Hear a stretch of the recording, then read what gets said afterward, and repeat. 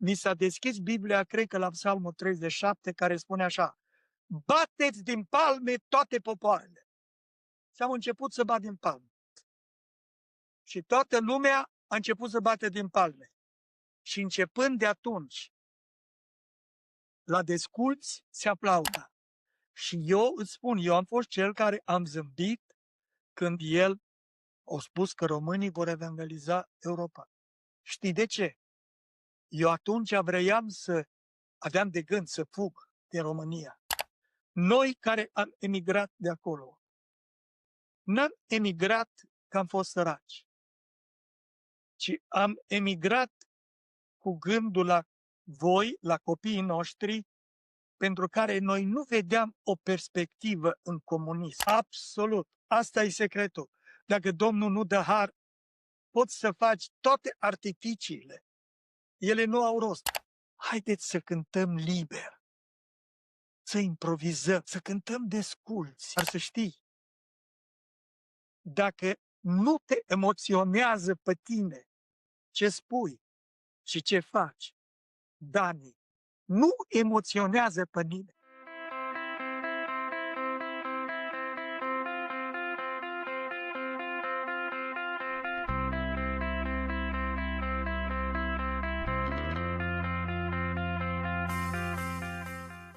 Hello, everybody. Welcome back to another edition of Make Your Life Count, a podcast produced by Charity Cup and hosted by me, Daniel Bora. The reason we call this Make Your Life Count is because this is our motto for Charity Cup, and we believe you make your life count by investing in eternal things, God and people. And stories that we feature here have to do with that, and we hope these stories will be inspiring. We have another inspiring and interesting story for you today. This is a little bit maybe different than some other ones and somewhat also similar. So I have a great honor to welcome and have with me here today a friend, someone that I've known for many years again, and also known him in different aspects. I've known him as a friend from church, as an elder brother in Christ, and as well as a father of one of my great friends, one of my best friends, and as well as a founder of a great movement. And I'll mention that. We'll kind of bring that up as we move forward.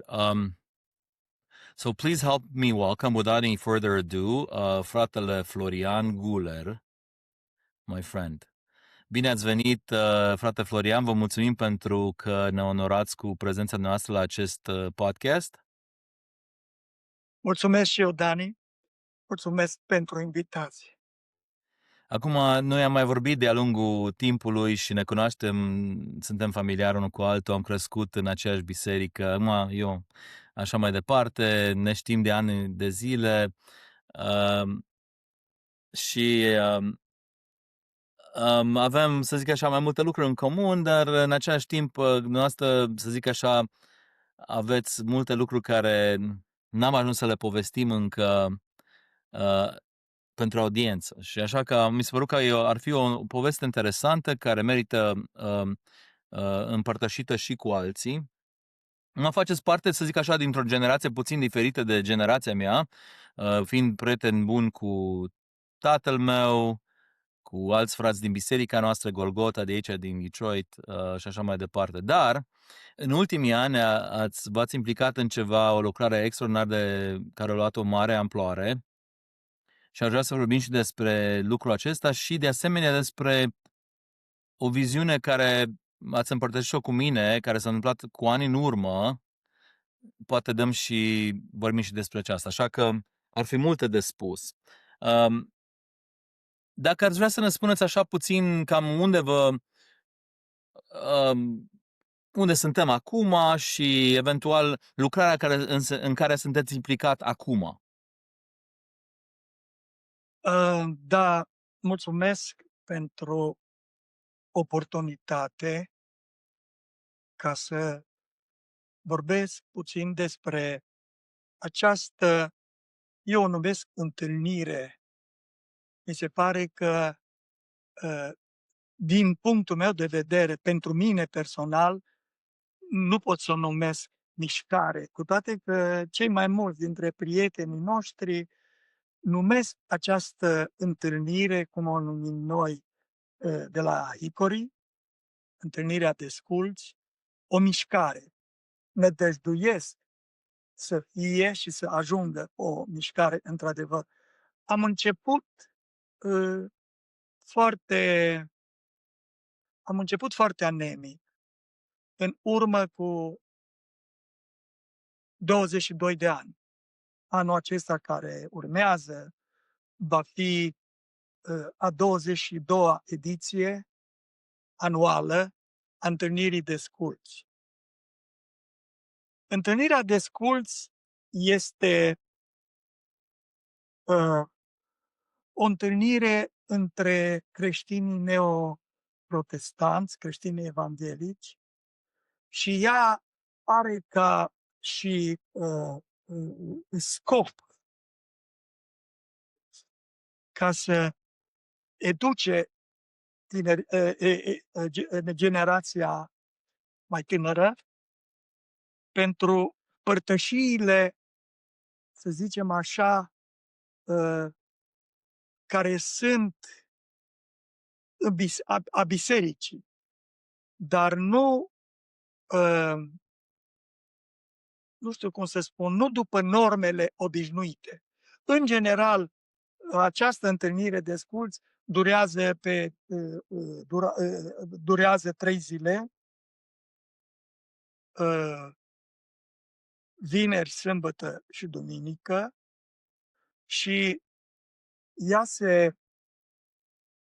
ce este special aici este că 8 ore, aproape 8 ore în fiecare zi, timpul îl petrecem în cântare, în rugăciune, în mărturii personale și este adevărat că și în scurte predici din cuvânt. Ok. Frate Florian, înainte de a intra, să zic așa, mai adânc în subiectul desculți, am vrut să vă întreb, deci la Biserica Golgota sunteți prezbiter, dacă bine știu, nu? Și sunteți parte din Biserica Golgota în prezent, de aici, din Detroit. Da. Așa. Vreau să vă întreb, din ce zonă proveniți din țară? Mai eu știu, în mare, dar poate ne ziceți noastră, și cam în ce an ați venit în America, așa, ca oamenii să aibă o privire de ansamblu. Da, eu m-am născut în zona Aradului, adică mai precis într-un sat din fostul, adică o comună din fostul raion Ineu, deci la vreo 30 de kilometri de Ineu, înspre Oradea, Craiova, se numește satul respectiv sau comuna respectivă. Am locuit acolo până la 14 ani. La 14 ani am mers la familia mea care erau la Oțelul Roșu. De ce? Tatăl meu, când a venit colectivizarea, a fugit la un oraș, la Oțelul Roșu. Fratele meu mai mare și cei mai mici au plecat împreună cu ei, iar eu am rămas la țară până am terminat clasa a 6-a. Din clasa a 7-a și a 8-a am urmat școala la Oțelul Roșu, după aia liceu teoretic. După liceu, visul meu a fost să devin medic. Medic la țară. Experiența mea cu familia mai bolnăvicioasă. Mama mea, de exemplu, a murit la 41 de ani. Mi-a dorit să ajung medic la țară. N-am reușit. Am făcut ceva școală tehnică și după aceea, deoarece unul din copiii noștri avea o problemă pe care medicii din România n-au putut să o descopere, am făcut tot efortul să emigrăm. Am emigrat în Statele Unite în urmă cu 35 de ani. A fost un miracol că am reușit să ajungem aici și, bineînțeles că în urma investigațiilor de care Domnul ne-a făcut parte, în sensul că n-am plătit nimic. M-ar fi costat sute de mii o operație pe care copilul nostru a fost nevoie să o aibă, Andrei, și până la urmă totul a plătit statul american. Între timp, noi am devenit cetățeni americani și de 36 de ani locuim în America. Eu și soția mea și cei doi copii, Andrei și Mihai. Așa. Andrei, Mihai, acum ei nu neapărat stau în Detroit, stăteau în Detroit, Mike, prietenul meu, Da. băiatul noastră s-a mutat în Florida, e căsătorit, așa ca privire de ansamblu. Andrei încă nu-i căsătorit și locuiește undeva în Michigan. Da. Așa. Bun. Frate Florian, eu știam așa în mare tot ce s-a întâmplat. Nu am știut, ați menționat aici ceva miraculos legat de venirea în America. Dacă ar fi ceva care ați putea să împărtășiți cu audiența sau așa, ca un rezumat? Da, este, la ce m-a referit la miraculos, nu este neapărat emigrarea. De ce? Am fost refuzat tot timpul și n-a avut niciun fel de ecou umblarea mea pe la organele de stat, pe la poliție, ca să-mi plâng durerea, dar a venit Revoluția și am fost probabil că unul dintre primii care am plecat imediat după Revoluție. Revoluția a fost de Crăciun, iar la sfârșitul lui ianuarie anul următor, eu eram deja în drum spre Statele Unite. Minunea a fost următoarea. Nu vorbeam engleză, bineînțeles, soția vorbea ceva englezește și mi-a fost foarte greu ca să îmi găsesc un loc de muncă. Dar s-a întâmplat ceva.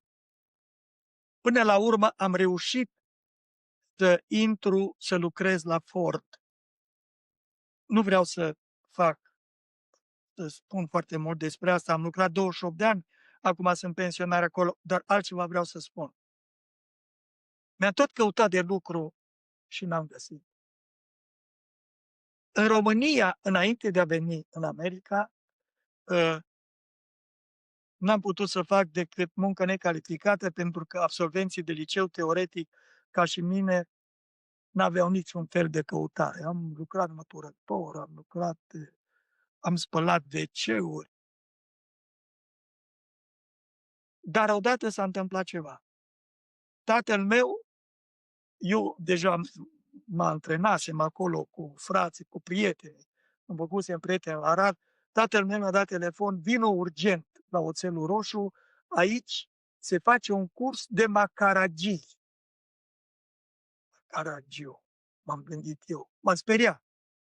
Am zis, dacă mă întorc înapoi la Oțelul Roșu, nu o să mai pot să fac nimic. M-am rugat. Aici este ce vreau să spun. Am fost foarte speriat.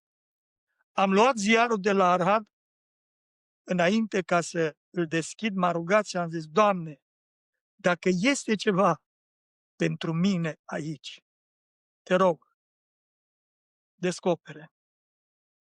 Am luat mica publicitate și după ce m-am rugat, am pus degetul. Ascultă, Dani, asta nu este ceva ce am învățat din Biblie. Asta este ceva ce Domnul mi-a pus în minte. Nu însemnează că este ceva care recomand la toată lumea. Da. Dar asta s-a fost cu mine. Am pus degetul pe ziar și pe ziar scrie așa: Fabrica de strunguri din Arad pregătește absolvenți de liceu teoretic în meseria de electrician.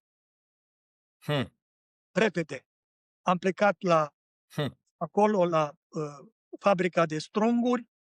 Când am intrat înăuntru, am spus de ce am venit, am citit în ziar, așa, mi s-a spus, dragă, ne pare rău, nu mai avem locuri. S-au ocupat toate locurile, nu mai avem locuri. Dezamăgit, am dat să ies. În momentul în care mă gândeam să ies afară, am auzit vocea șefului de departament. Trimite-l la institut. Eu nici n-am știut că există un institut acolo în Arad. Un anume institut. Mm-hmm. Mi-a spus cum să merg, institutul era în interiorul fabricii de strunguri, se numea ICSIT Titan, Institutul de Cercetare Științifică și Inginerie Tehnologică Titan, București, filiala Arad. Nu, n-am știut unde merg, dar m-am dus acolo și am fost pregătit într-o anumită direcție absolut nouă pentru noi, pentru români. Cine era ICSIT Titan? Spionajul industrial românesc fura, Bucureștiul executa, reproiecta și filiala noastră executa proiectele. Așa s-a întâmplat că eu am fost printre primii electricieni din România care au învățat sistemul PLC, care ție-ți este familiar, Programmable Logical Control. Yeah. În România, ei îl numeau automatul programabil 101. Eu am lucrat vreo 10 ani în domeniul respectiv, acolo, și mi-a plăcut, a fost interesant, după cum știi tu. Eu nu știam că asta este tehnologia de vârf în America. Am ajuns în America, și aici, așa cum ți-am spus, am făcut curățenii, am măturat și m-am dus la foarte multe locuri să mă angajez ca și electrician. Peste tot mi se punea o întrebare. Ai experiență PLC? Eu spuneam, nu.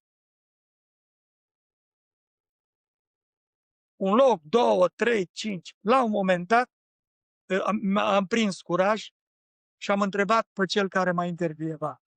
Domnule, nu te supăra. Eu nu știu ce însemnează PLC. Aole! Tu nici nu știi ce e aia, mă? Și atunci, iară Domnul mi-a dat. Zic, știți ceva? Aduceți-mi desenele. Îmi aduce desenele și îmi pune întrebări. Știi tu cum să pune întrebări. Yeah. Zice, nu lucrează cu tare lucru la mașină. Unde te uiți? Mă uit pe desene și spun. Mă întreabă din nou, răspund. Zice, mă, dar de ce ai spus că nu știi? I-am zis, domne, eu poate nu vorbesc bine engleză. Mi-am spus că nu știu sistemul. Dar în țara mea se numește altfel. Yeah. Noi îl numim automatul programabil 101. De unde era să știu eu că românilor furați și n-am știut toate poveștile astea până mai târziu. Și bineînțeles, au zis, gata, te angajez. Cât îmi dai la oră? Am început să primesc curaj. Eu făceam atunci $10 pe oră. El zice $13. Dacă îmi dai 15, vin, dar nu. M-am dus la Ford și la Ford am primit $19.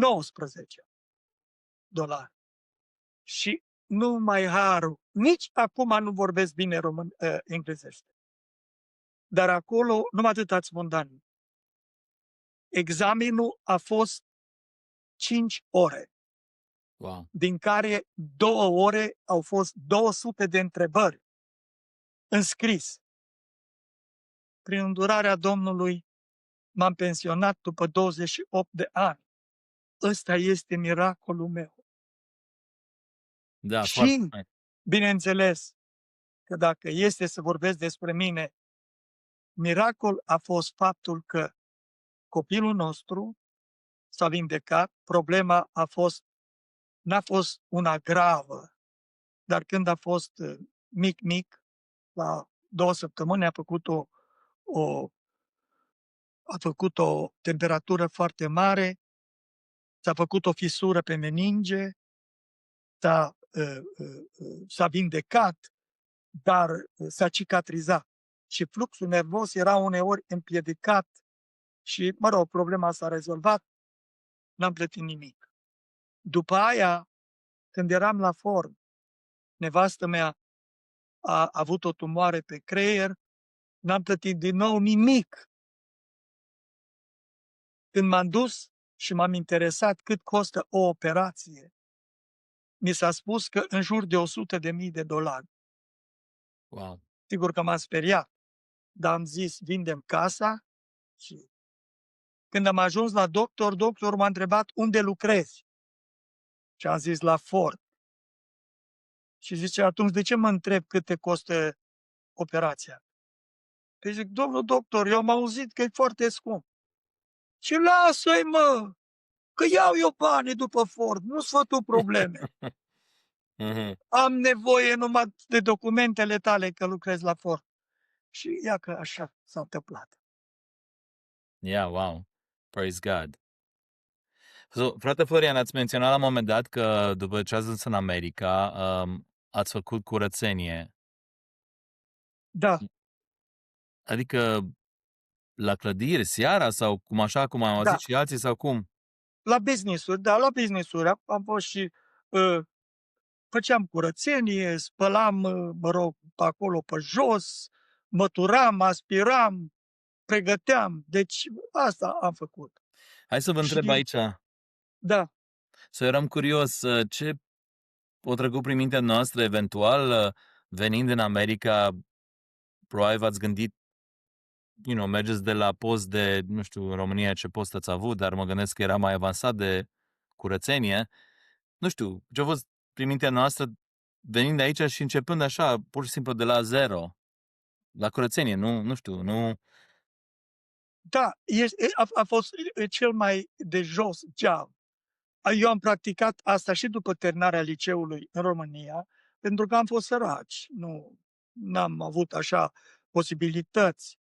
Mama, așa cum am spus, când eu eram în clasa 12-a, ea a avut 41 de ani și a murit. A fost tot prin spitale și, mă rog, dar nu știu cum să spun, nu regret absolut deloc. Pentru că, de exemplu,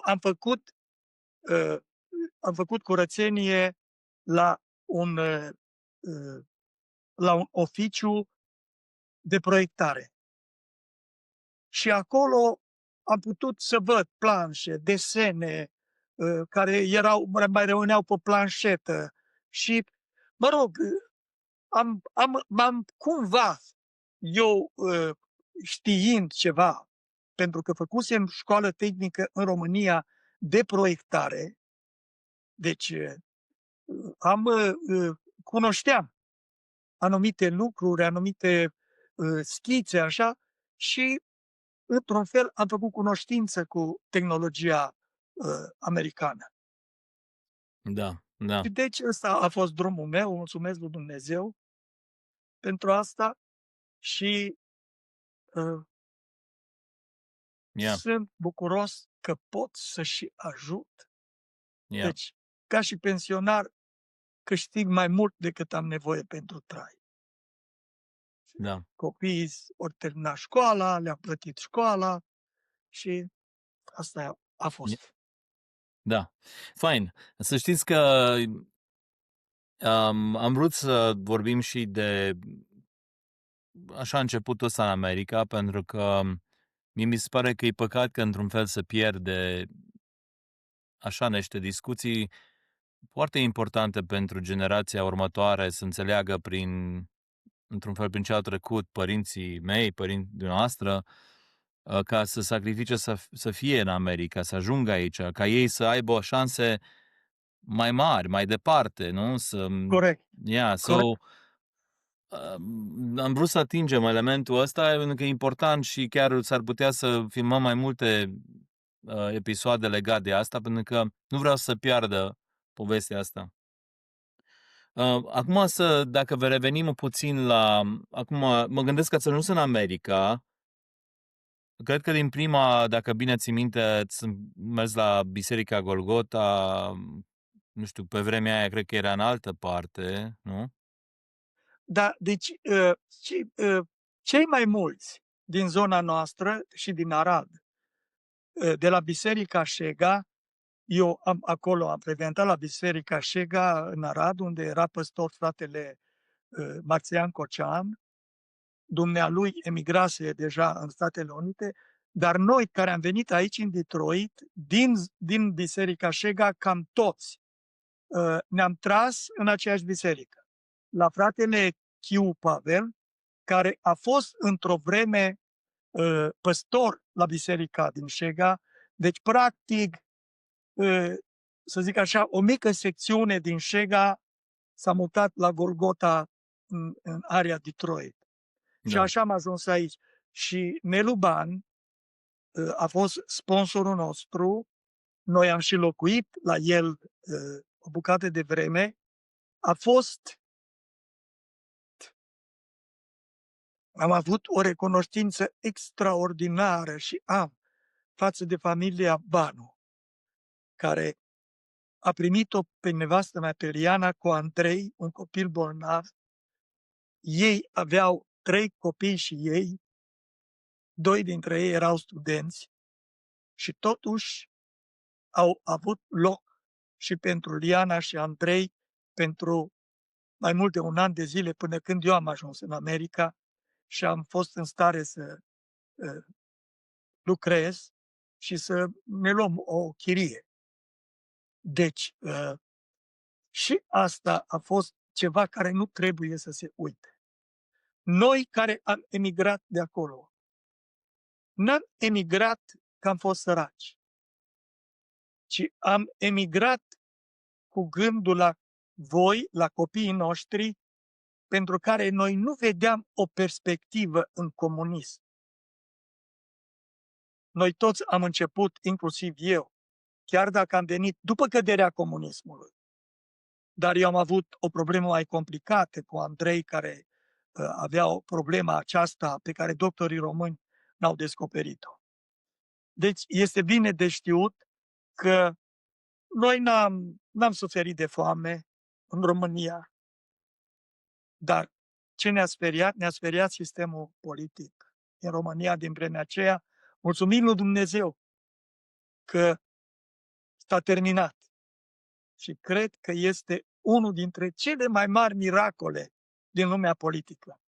Yeah. Eliberarea Europei de Est. Frate Fără Valerian, sânge, fără război. yeah.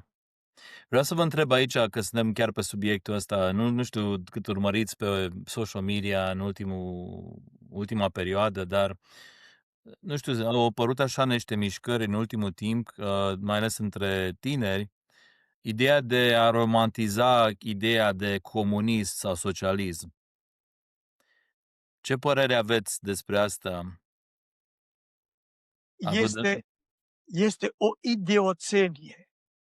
Este o idioțenie. Eu cred că acești tineri sunt neinformați. Eu le-aș recomanda să citească Arhipelagul Gulag.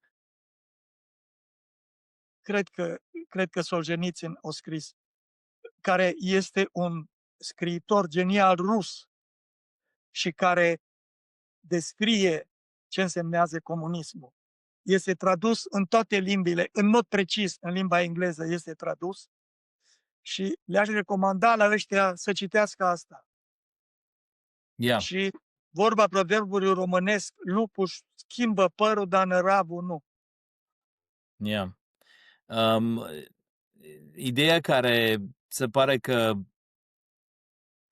face pe unii să gândească că ăsta e așa, un fel de utopia, cum să zic așa, e că ideea asta că guvernul te ajută și într-un fel împarți totul cu toată lumea și așa mai departe. Mi se pare interesantă chestia asta. Cum vi se pare dumneavoastră trăind, de fapt, în domeniul ăla o perioadă lungă? Asta este o poveste. Sigur că ajută, dar sub nici o formă nu se compară cu ajutorul pe care toate guvernele îl fac săracilor. Adevărul este că comuniștii au avut grijă să-i țină pe oameni, populația în general, la nivelul sărăciei. Și atunci toți oamenii erau mai ușor de manipulat și de manevrat. Dar ceea ce nu înțeleg tinerii de astăzi este că libertatea în comunism nu a avut aceeași valoare cu libertatea pe care o are în regimurile sau a avut-o în regimurile din vest. Regimurile din est, comunismul, fascismul și toate celelalte, care mai trăiesc încă și își mai scot colții, au controlat populația. Nu au ajutat populația.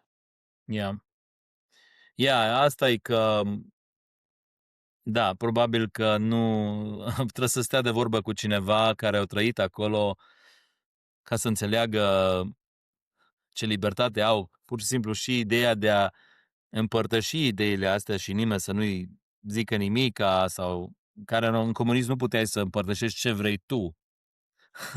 Nu știu dacă ei înțeleg asta.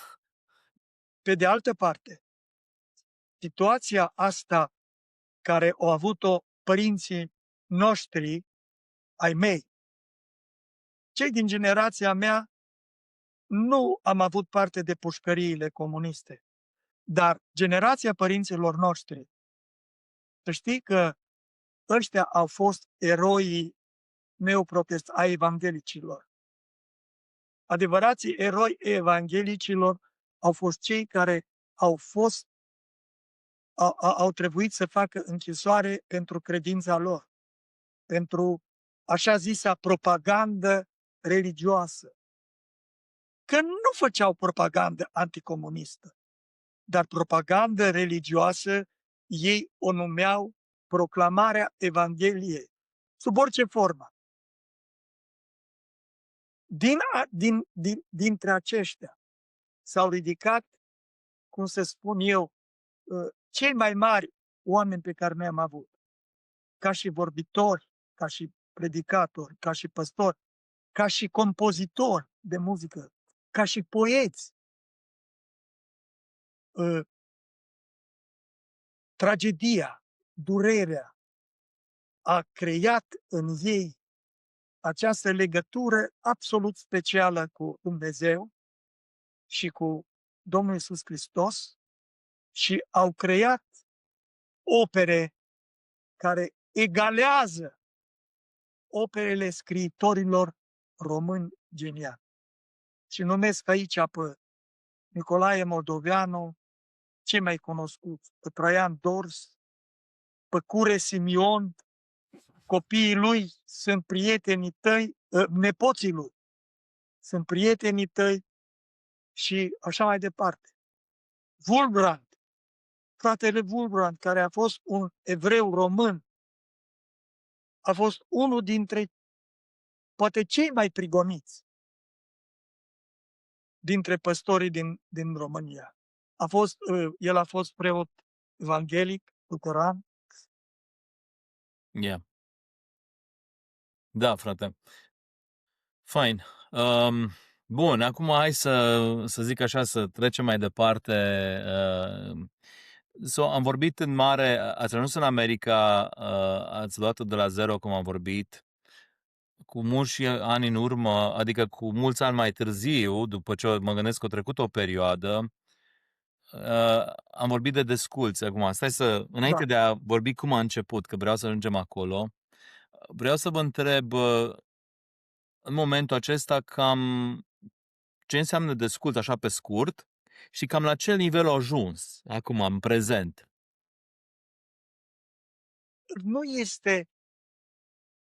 Nu-i meritul meu. Este adevărat că ideea mi-a venit mie. Dar, să fiu sincer, ideea mea n-a fost să să începem o mișcare, dacă vrei, sau să facem ceva special. Eu, după ce au trecut 14 ani de la venirea mea în America, Aha. eu nu am întâlnit pe toți prietenii mei din Arad care erau în America. Așa, ok. Din Arad și de la Oțelul Roșu și mă rog. Și mi-a venit o următoare idee. Am scris 70 de scrisori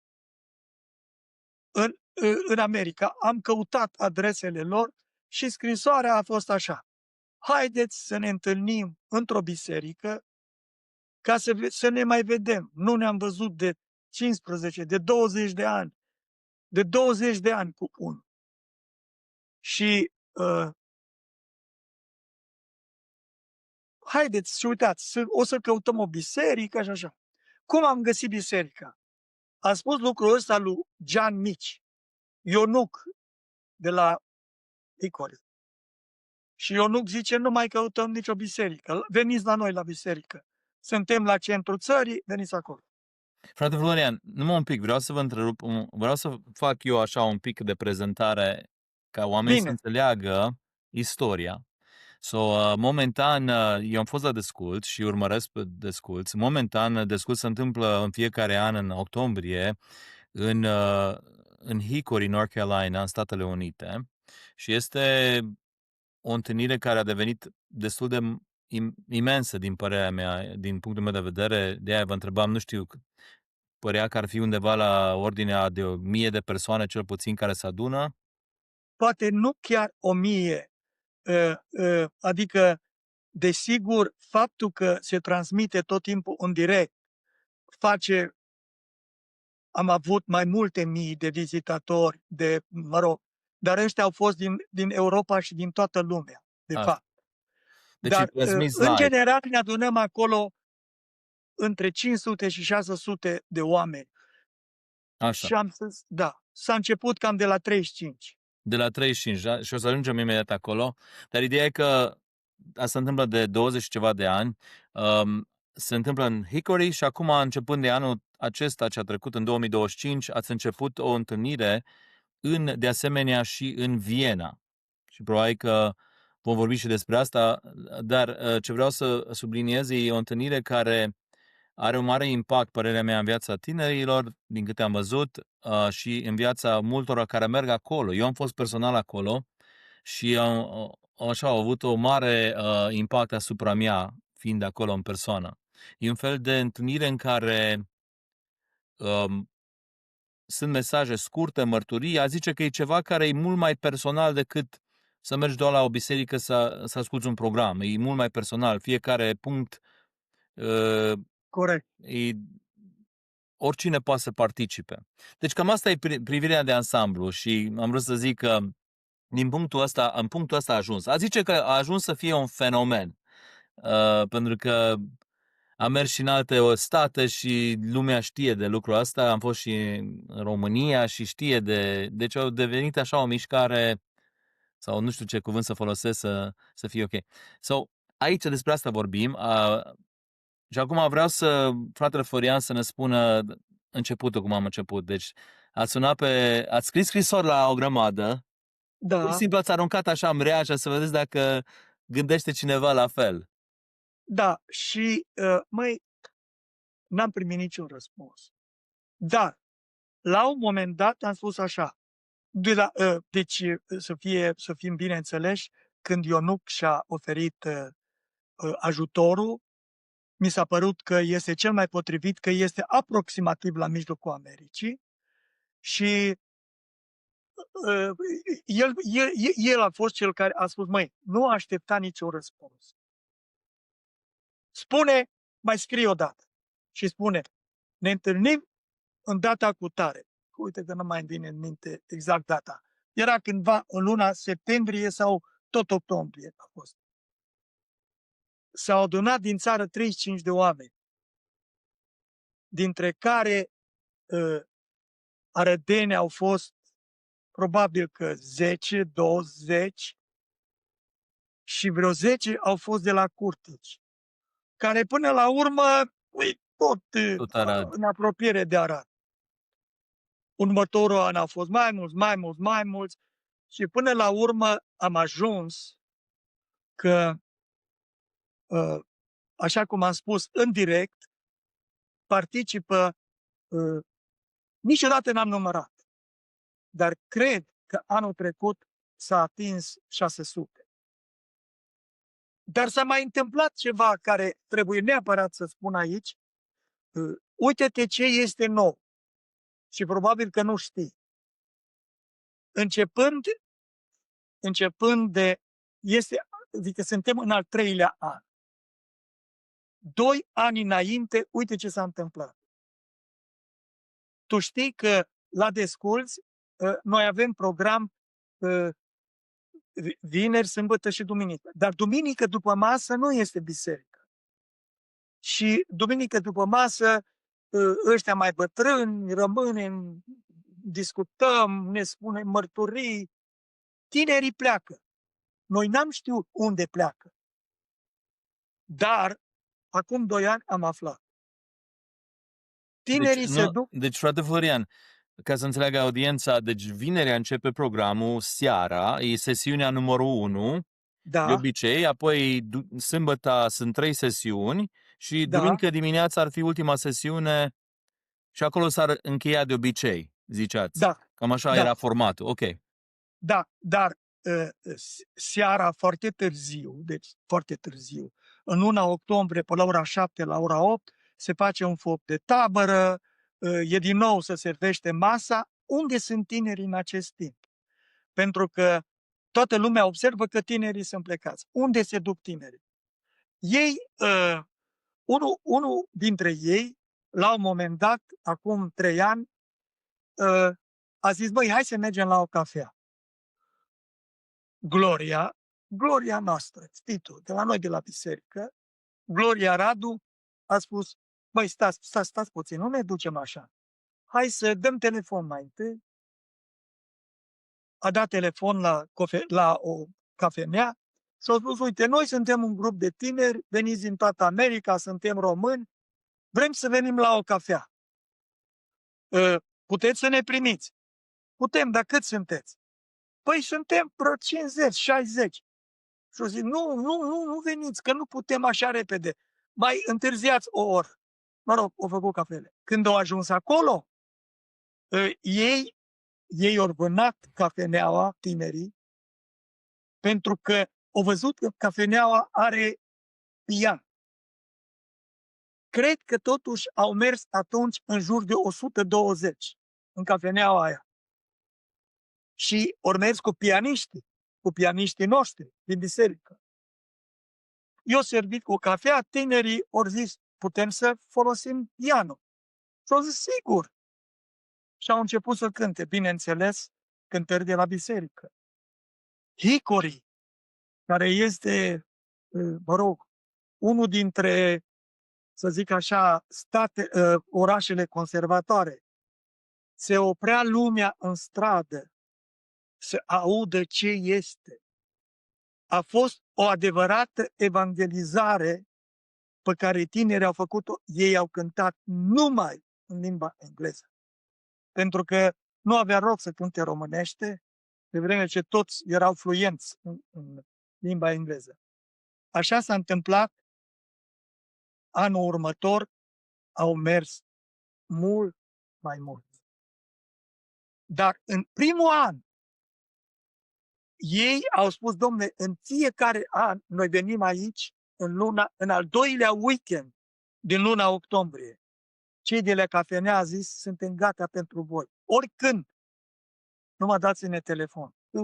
Unii oameni mi-au spus, bine bă, dar voi vorbiți românește, bă, da, voi nu faceți evangelizare.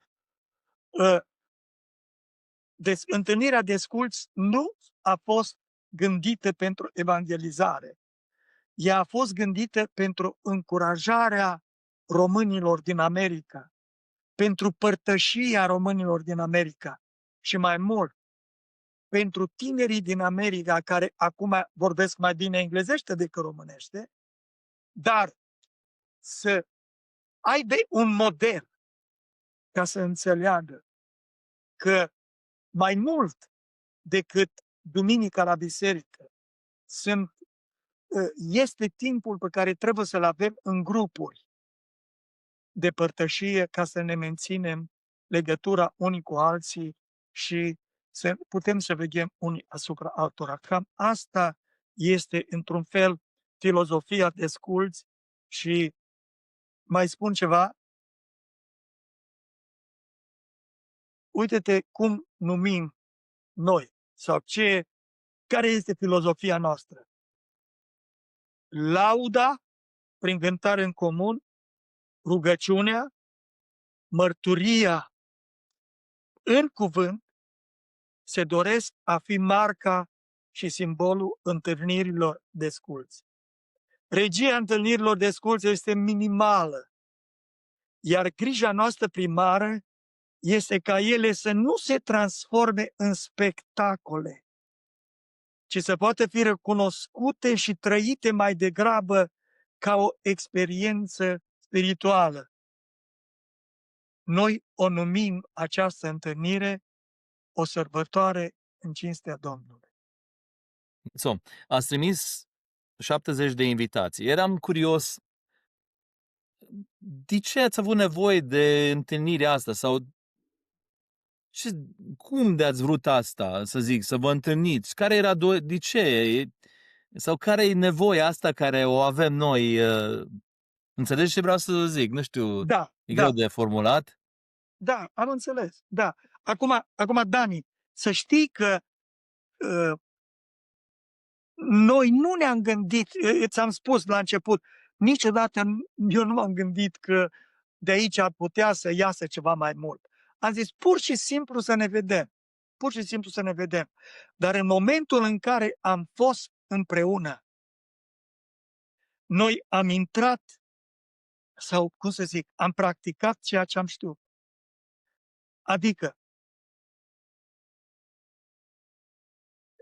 comunitatea noastră de tineri sau comunitatea creștinilor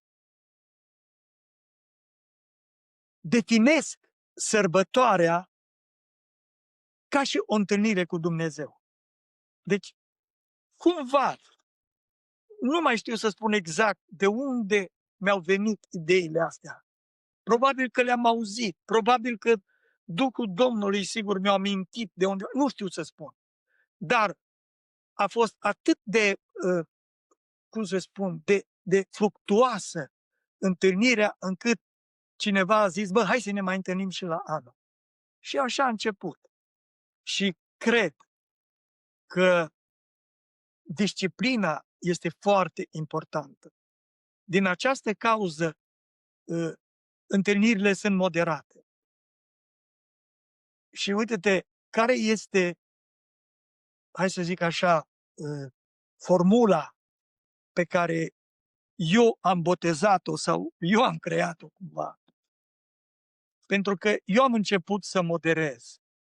Și acum Doru Radu, care este mult mai inteligent și cred că, bineînțeles, și este vorbitor de limba engleză foarte bun, el continuă și va continua, bănuiesc lucrul ăsta. Și uite-te cum am sumarizat eu disciplina aceasta. Sunt 3 stai la desculți. Și dacă ai fost la desculți, tu ai văzut acolo că eu folosesc foarte des.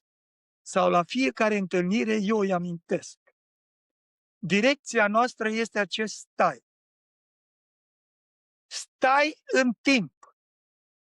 Stai în subiect. Și stai jos. timpul este 5 minute. Rămâi în subiect și după 5 minute stai jos.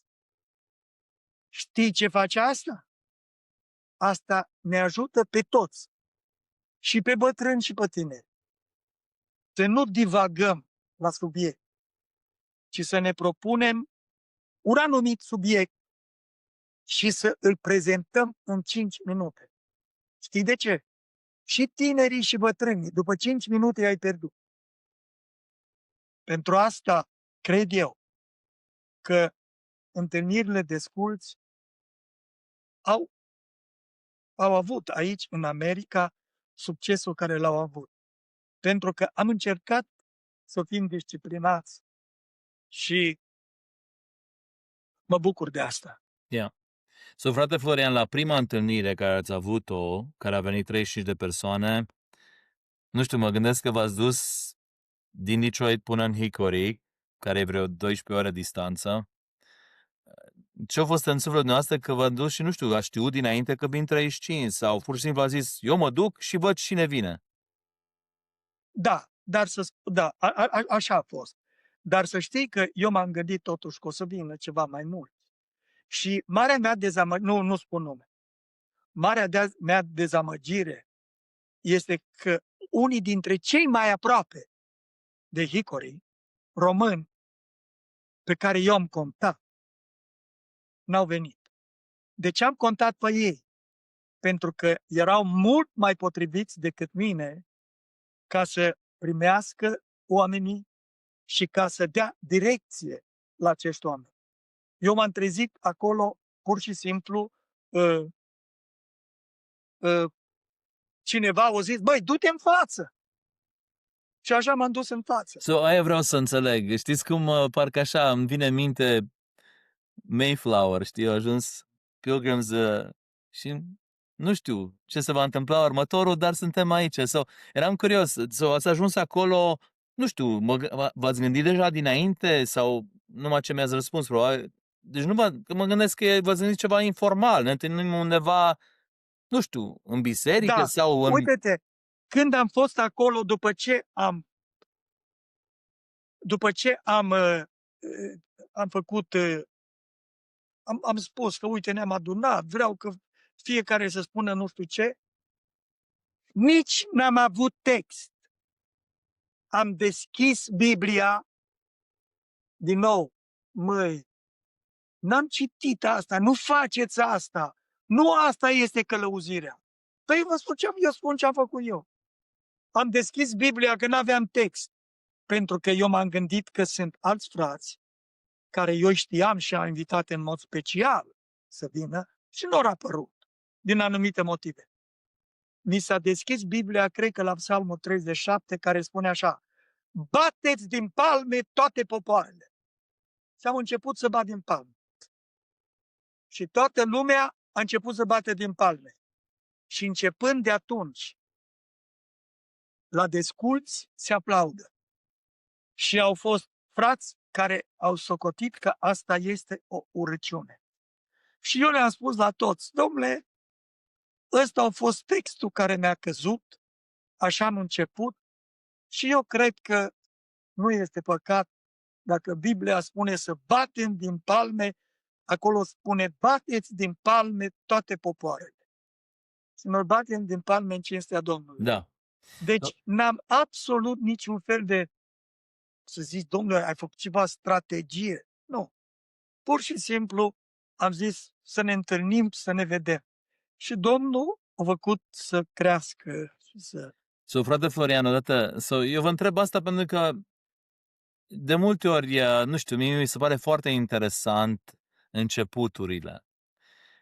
Din mai multe puncte de vedere, și personal, că îmi place să învăț, mi se pare că e ceva, rămâne în istorie. Sperăm peste 50 de ani să uite cineva la video ăsta și o să înțeleagă. Acum eu vă întreb, ok, v-ați dus, asta în biserică, erați în hall, poate în sala de mese, într-un cerc, ești curios ce dinamic a fost când ați ajuns acolo, când ați zis, nu era ceva formal aranjat. Da, nu, a fost, ne-am dus în biserică. Ne-am dus în biserică, acolo cât am fost, și am cântat destul de mult. Pentru că îți spun ceva, între românii care au venit acolo au fost câțiva, sau, cum să spun eu, cei care acum sunt în charge, sunt ăia care au fost atunci, sau unii dintre ăia care au fost atunci. A fost Marcel Truța și Iacob Brâncovean, care sunt amândoi cântăreți și amândoi sunt posesori ai muzicii. Uite-te, Iacob Brâncovean, pe care tu îl știi tu mai Da. bine probabil decât mine, el e foarte talentat. Și iar Marcel Truța este unul dintre cei mai buni cunoscători a muzicii în limba engleză din America. Yeah. Când eu am fost la Marcel acasă prima dată, 2 luni după ce am ajuns în America, pereții în camera lui de zi erau plini de dulapuri cu casete. Era vremea casetelor. Nu există o cântare care e cântare obișnuită în cum să zic așa, în muzicologia creștină din America să nu știe Marcel. El a fost un ajutor extraordinar pentru cântările în limba engleză.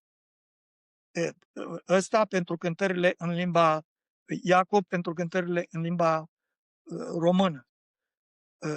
Așa. Și au fost acolo cântăreți și, de exemplu, Ionuc Mici. El este diaconul bisericii acolo. El este un om foarte influent. Am văzut aseară, am văzut concertul bisericii lor din Hickory, care îl dau în fiecare an la primăria din Hickory. De exemplu, când Lidiana Blaj, numele de fată, Lidiana Indic. a murit. A fost la ceremonie, la înmormântare, a fost prezentă o doamnă din partea orașului Hickory. Ei au făcut multe programe de Crăciun mai înainte la primărie, concertul făcut de primărie. Yeah. Lidiana era cunoscută și o pomenesc pe Lidiana că ea a crescut în aceeași biserică în care am crescut și eu și a fost cu totul o voce de absolut excepție. Și a fost de o modestie rarisimă. Noi ne-am dus, sigur, mulți din Arad, am fost la mormântarea ei. Ce m-a impresionat este că în cuvântarea doamnei de la primăria din Hickory a încheiat în felul următor. Doamnelor și domnilor, vă asigur că de câteva zile în cer se cântă mai bine. Ăsta a fost, le-am spus lor, celor cu care eu am fost acolo, le-am spus, măi, ăsta a fost cel mai mare omagiu pe care l-am auzit eu, adus unei surori, unui frate de al nostru. Deci, cum să spun, acum se pare că avem ceva probleme, dar să știi că Domnul este cu noi. Despre asta o să vorbim altă dată. Altă dată. So, frate Florian, mergând din nou la... a fost prima întâlnire. Nu știu, știu că acum aveți un format cu mărturii de nu mai mult de 5 minute. Așa a fost în prima întâlnire sau de-a lungul anilor? În prima întâlnire a fost ceva mai mult, pentru că am fost mai puțini și s-a putut face lucrul ăsta, dar cum anul următor deja, de fapt, la această întâlnire, care este foarte important din nou, au fost am fost 35 de români, dar 2 au venit din România. Unul a fost Sorina Ioanei, care este acum el este păstor pensionar și el, și a venit Florin Iovin, care este un cântăreț, un cunoscător a muzicii de la muzica clasică la muzica creștină de excepție. Ei doi au venit din România. Anul următor au venit mult mai mulți și din alte biserici, și pentru că, nu știu cum, s-au anunțat frații între ei. Și mai mult, a treia oară am făcut, când noi făceam întâlnirile de sculți la Hickory, ei făceau întâlniri asemănătoare la biserica din România, la biserica din Șega. Și de vreo 2 sau de 3 ori am reușit chiar video, să avem unii cu alții. Dar mă rog, asta a primit sau s-a răspândit și în țară prin cei doi, prin Sorina Ioane și prin Florin Iovin. Deci Și a avut până la urmă, așa un impact au avut asupra venirilor aici, că într-un fel au vrut să se sincronizeze cu ce faceți aici. da, sigur, erau și ei mai tineri atunci, Da. și ei au rămas încă oameni foarte angajați în părtășia bisericilor și în părtășia din afara bisericii. So, frate Florian, în a doua și a treia întâlnire, cam câți oameni au venit? Măi, în orice caz, la a doua întâlnire au fost în jur de 100. După a doua întâlnire am mers într-o progresie. Cred că la a patra întâlnire erau peste 300. Și așa mai departe. Deci, cred că ultima dată a fost în jur de 600. Dar să spun ceva, din oameni, din cele mai îndepărtate locuri ale Americii.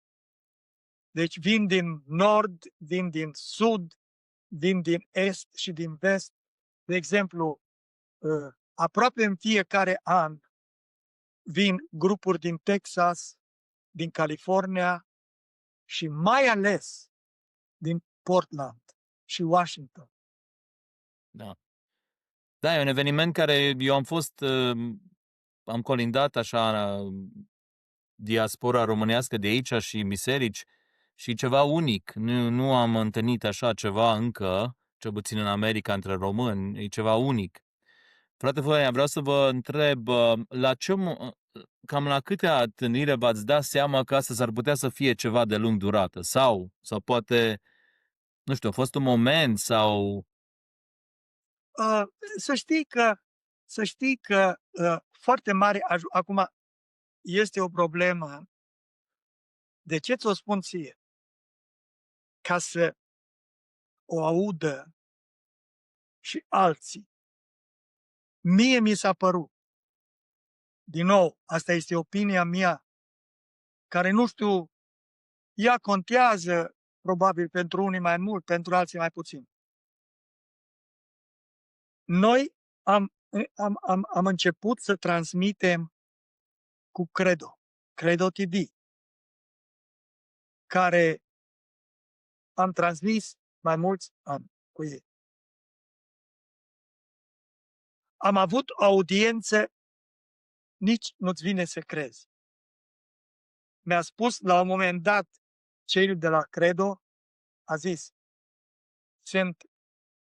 avem 2 mesaje din Japonia.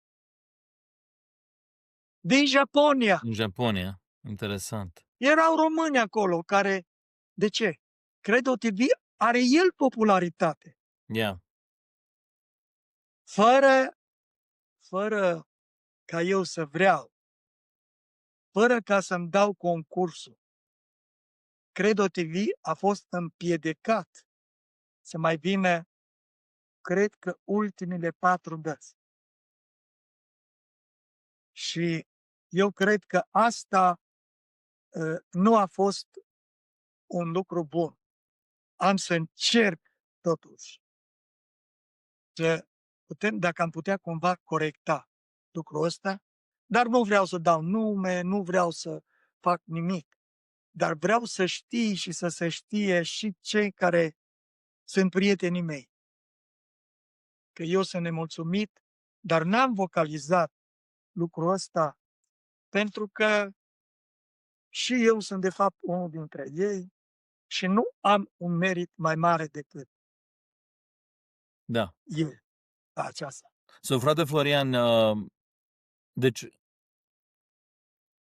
așa ca și echipă, la câte întâlnire sau când v-ați dat seama că s-ar putea ca asta să ia amploare mai mult decât ne-am gândit noi vreodată?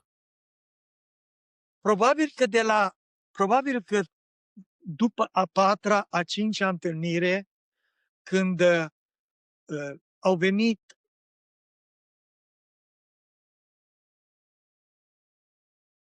poate totuși că puțin mai târziu, poate că puțin mai târziu.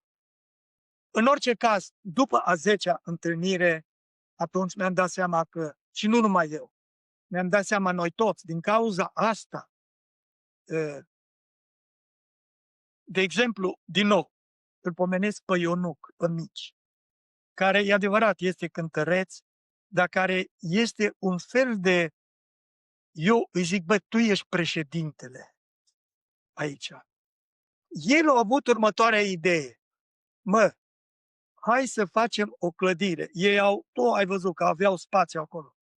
Și noi am început, după a treia întâlnire sau a patra întâlnire, am început să donăm pentru a face clădirea aia din spate, în care intră în jur de 600, poate 800 de oameni. Și atunci când numărul a crescut așa de mare, noi am putut să părăsim biserica și să ne ducem în clădire. Știi care e problema? În perioada aia aproape întotdeauna și plouă.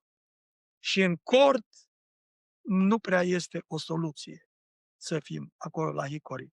Dar cu concursul bisericii de acolo, păstorul, frate Urs, a fost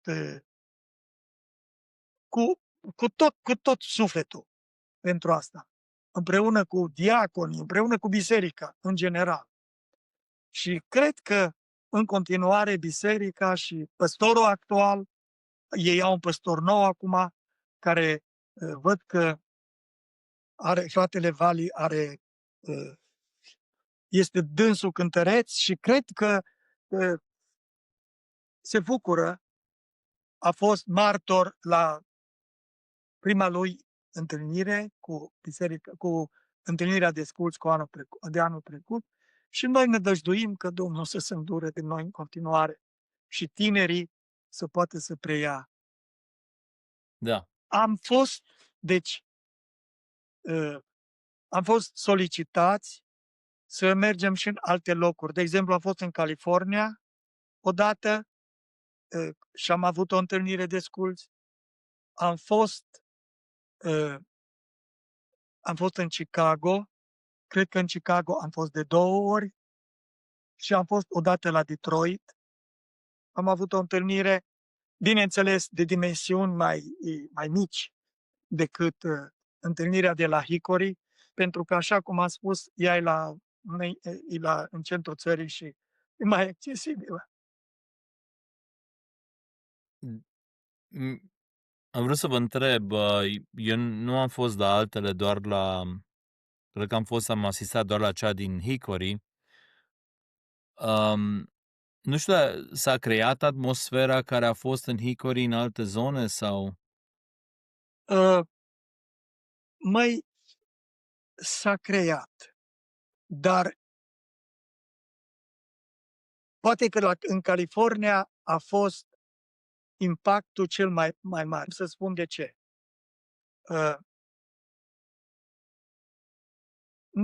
Nu vreau să comentez nici de aici, de la noi, de la Detroit, nici de la Chicago, nu vreau să comentez, pentru că marea majoritate care vin sunt de la Detroit și de la Chicago, în proporționat cu adunările noastre. Am fost acolo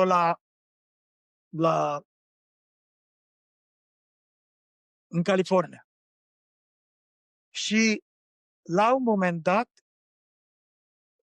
eu fiind moderator acolo, venea la mine un frate care zice, nu știu, lui s-a părut că el era cam de vârsta mea, cam așa. Vine la mine și zice, bă, tu înțelegi ce se întâmplă aici? Zic, înțeleg. Da, e cântare, mărturie. Da. Zice, mă, tu nu înțelegi. Măi, asta este o mișcare, mă! Tu înțelegi? Eu sigur că mi-am dorit să aud asta.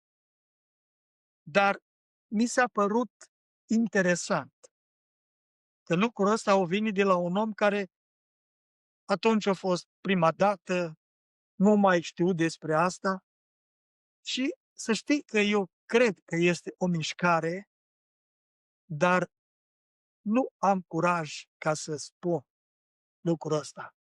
Pentru că aș vrea ca să, cum să zic, oamenii să înțeleagă că este nevoie de mai mult și de mai bine. N-am ajuns unde trebuie să ajungem încă. Da. Fain. Frate Florian, eu v-am întrebat asta pentru că știți de ce v-am întrebat. Mi-am dat seama că de multe ori este așa o rețetă, o formulă care e foarte greu de replicat. Mulți cred că, ok, mă fac asta și aceeași chestie. Dar nu, este locul la multe. Și de-aia vă întreb, e greu să replici locul, atmosfera, de-aia v-am întrebat și nu e ceva mecanic, e o mișcare care ori Domnul dă har, ori Domnul nu dă har. Absolut. Asta e secretul. Dacă Domnul nu dă har, poți să faci toate artificiile. Ele nu au rost. Măi, sunt oameni care sunt mult mai buni cântăreți. Sunt coruri care, dom'le, te uimesc. Sunt extraordinar. Noi cântăm mai mult în comun. Pentru că așa înțeleg eu că este lauda, cum să zic eu, cea mai dreaptă și cea mai sigură. Da. Este cântarea în comun. Și cred că, probabil că secretul este harul care ne-l dă Domnul. Dar cred că este important să nu transformăm întâlnirea în spectacol. Pentru că spectacol însemnează automat concurență. Dar cântarea, din cauza asta, limităm cât putem. Limităm solourile la cântare. Pentru că aici este pericolul cel mai mare.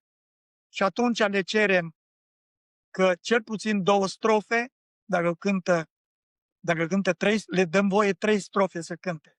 Dar ultima strofă să o cânte cu adunarea.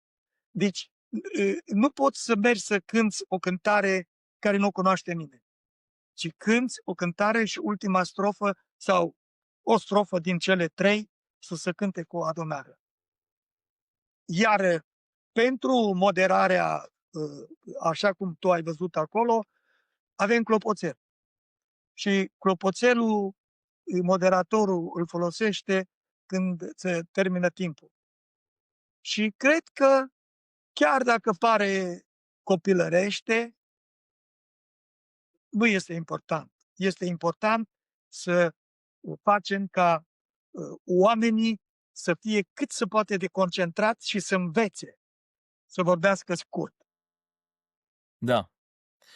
Frate Florian, acum e o întrebare care de mult am vrut să vă întreb și importantă. Și mulți probabil se întreabă de unde vine numele de Desculți.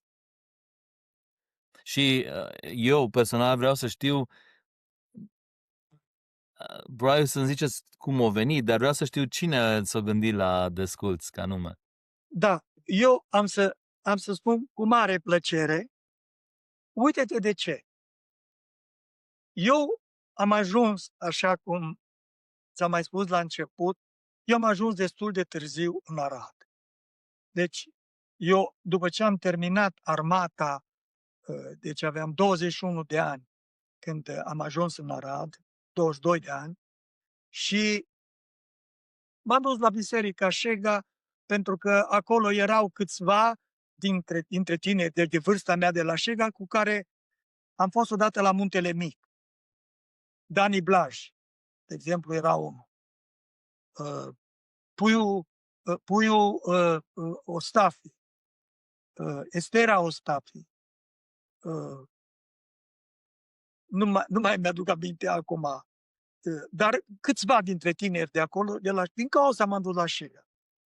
Și la un moment dat m-am dus la casa păstorului, pentru că deci Titi era mai mare ca mine cu 2 ani, Cristi era de vârsta mea, m-au chemat la ei și au zis, bă, hai să mergem să facem o cântare. Eram numai băieți acolo și ei aveau pian. Și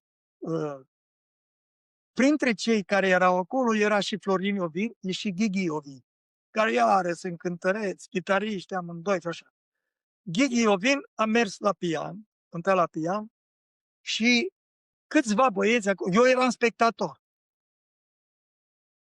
La prima cântare a spus următorul lucru.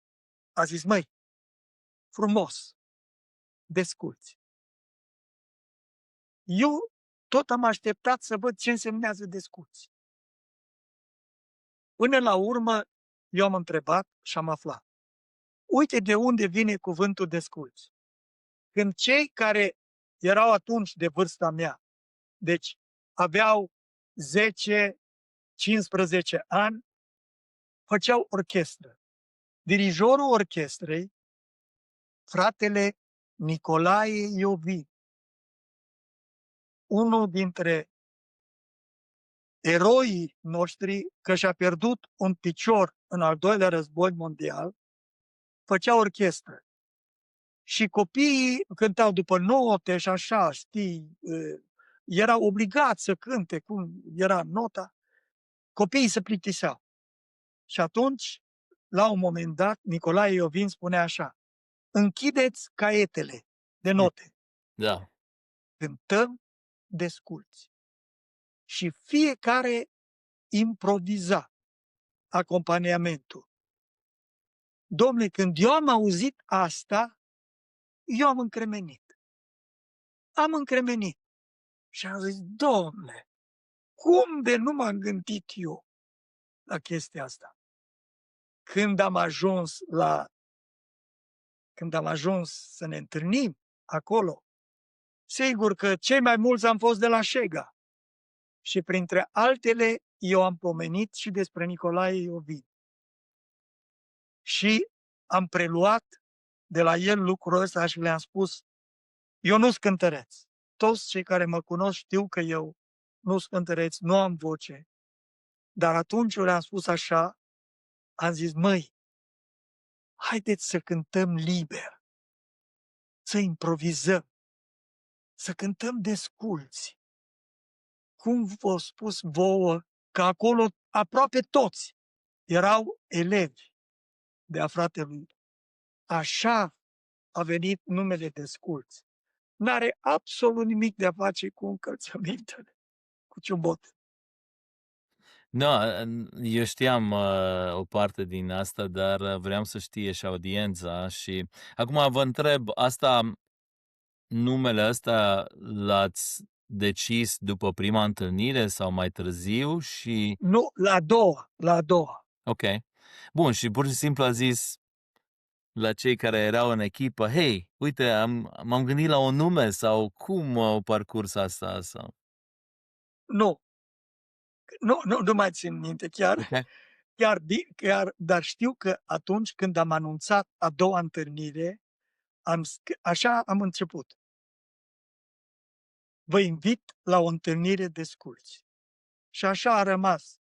N-am votat, nimeni nu s-a Deci nu este invenția mea, este o propunere care, după părerea mea, are har. Pentru că oamenii se întreabă oare ce-i desculți. De exemplu, a venit odată un păstor la o întâlnire de asta desculți de la Sibiu. Și așa și-a început predica. Fraților, eu nu sunt desculț. M-am uitat la el și avea pantofi de $300. Acum glumesc. Da. Dar el nu trebuia să înceapă așa.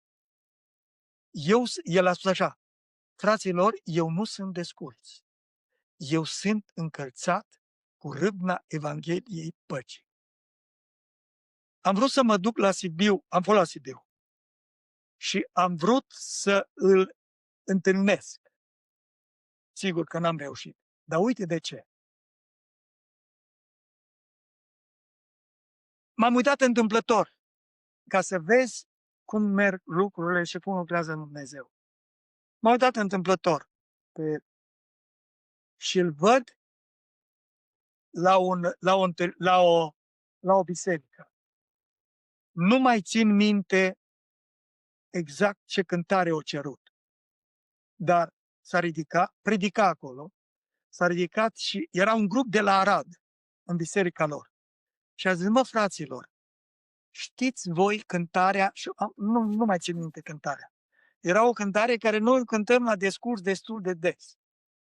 Pentru că el a spus, zice, eu am fost în America și acolo eu am întâlnit un grup de arădeni care au cântat cântarea asta.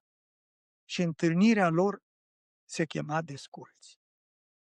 Și am zis: bă, uită-te la mine cum l-a judecat, că poartă pantofi scumpi, dar că e încălțat cu râvna Evangheliei păcii. Că așa suntem noi, oameni. Domnule. Și m-a bucurat de chestia asta. Deci, uite-te, modul de cânta, cumva, se tipărește. Acum, păstorul ăsta nu a mai fost și nu a mai auzit cântări în viața lui. Dar este un mod cum noi încercăm la Desculți să spunem: dăruiți-vă cântării. Adică,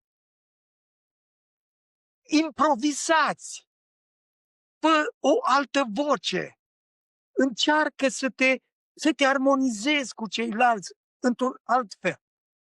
Deci, cam asta însemnează Desculți.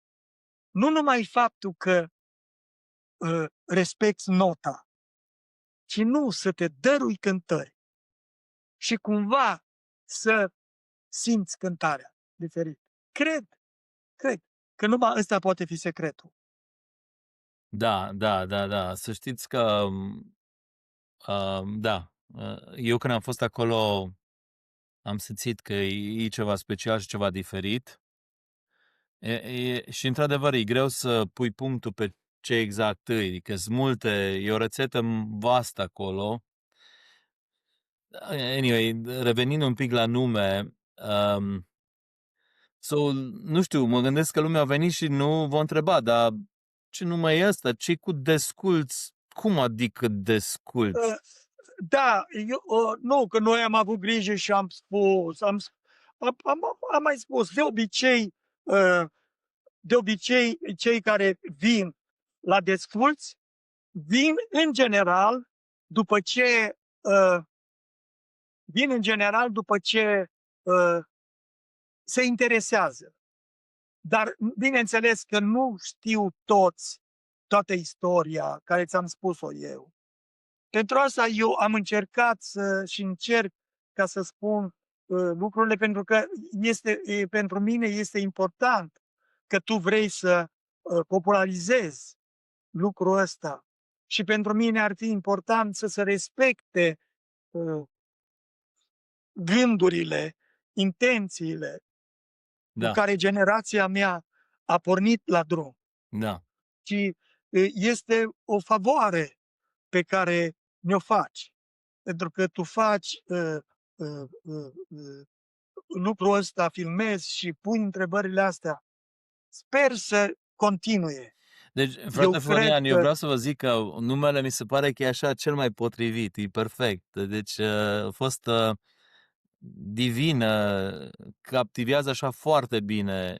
Deci mai ales știind, înțelegând de unde vine numele, așa foarte perfect cuprinde întâlnirea. da, acum trebuie ca să mă umilesc și să-ți spun că atunci când eu am explicat și povestesc asta, sunt încă prieteni de-ai mei care zice, bă, tu să nu te bagi, că tu n-ai fost cu noi. Eu am venit târziu în Arad. Mă, eu nu mă bag, că deja m-am băgat. Da, Vouă, de ce nu v-a venit ideea să explorați puțin această expresie, să cântăm desculți? De ce nu v-a venit vouă ideea? Deci, da, este adevărat că nu am fost acolo, dar l-am cunoscut bine și l-am iubit pe fratele Nicolae Iovin, care a fost, într-adevăr, cel care a creat această denumire. yeah. Nu știu dacă o prins el, nu cred că o prins el să-și vadă Nu, nu, nu, the nu, nu. legacy care a lăsat în urmă, dar băiatul lui, nu? O, Florin. da, da, da, Mm, da. yeah. Acum, frate Florian, când eu am fost acolo și eu v-am urmărit online de multe ori, nu știu dacă știți asta, și chiar ultima dată, destul toate programele.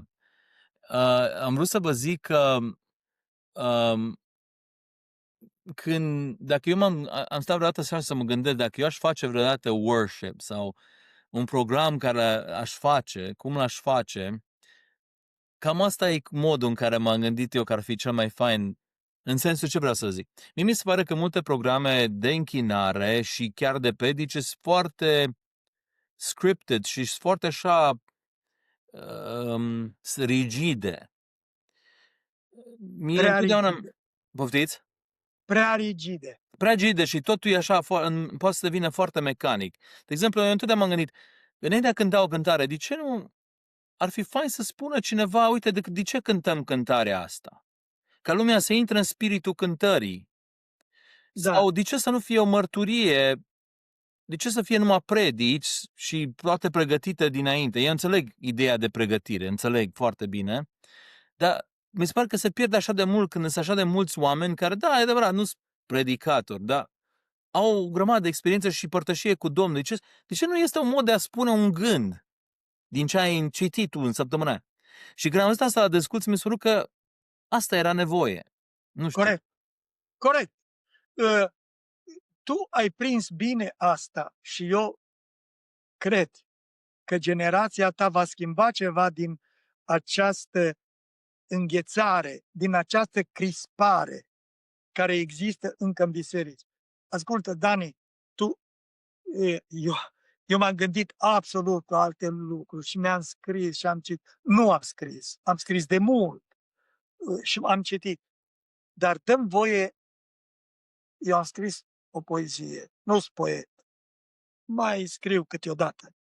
Am scris pentru că m-ai întrebat așa de mult despre cântările de sculți.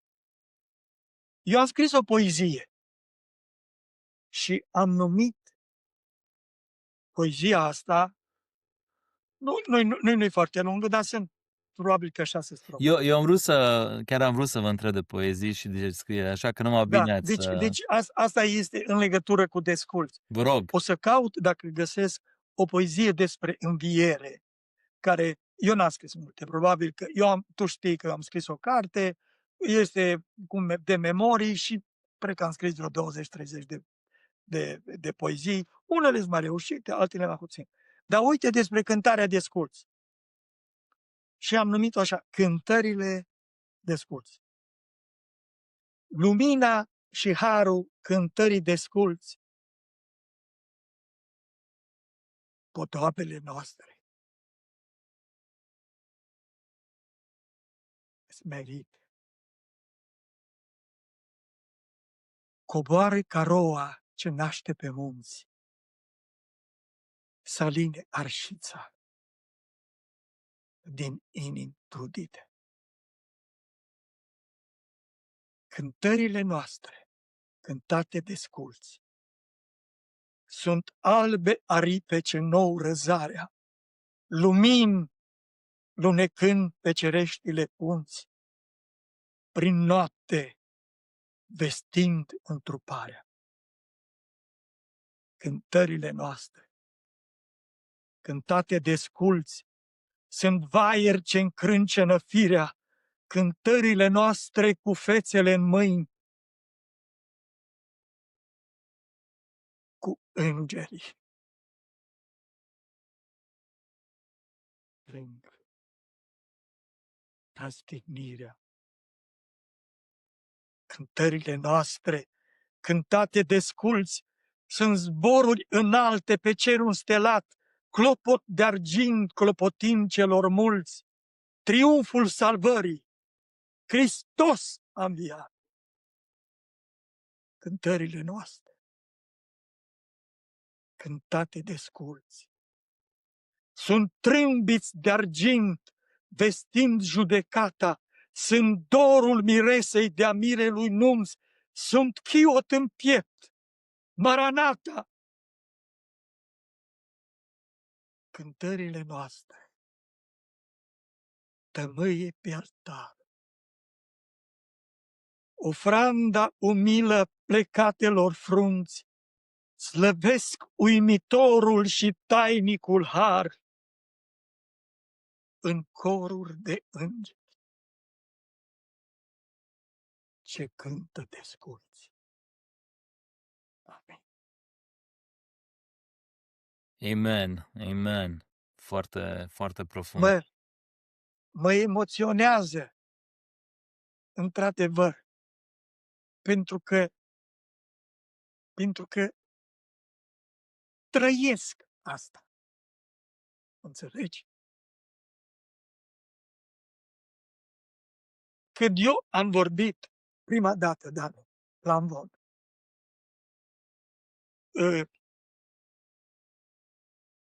nu mai știu câți ani am fost, dar n-am fost așa de tânăr. Păstorul, nu spun cine a fost păstorul, s-a ridicat și a zis: fraților, tremură nedrajii pe el. A spus în biserică, la 1000 de oameni. Tremură nădrajii pe el când a vorbit. Nu sunt sigur că acum când vorbesc tremură pe mine nădrajii. Dar să știi, dacă nu te emoționează pe tine ce spui și ce faci, Dani, nu emoționează pe nimeni. Pentru asta este foarte important modul cum vorbești. Uite-te. Mai spun ceva. Psalmul 65 începe cu niște cuvinte care în Biblia Fidelă spune așa: lauda pentru tine este tăcerea. Asta este de vorba și când te rogi și când cânți. Dar uite-te cum explică un comentator acest cuvânt. El spune așa: în limba psalmului, în limba ebraică, tăcerea nu este același lucru sau nu se înțelege la fel cum o înțelegem noi în limba noastră. Știi care e cuvântul cel mai potrivit, spune comentatorul, la acest cuvânt? Lauda ta este tăcere. Asamblare. Asamblare. Ce însemnează asta?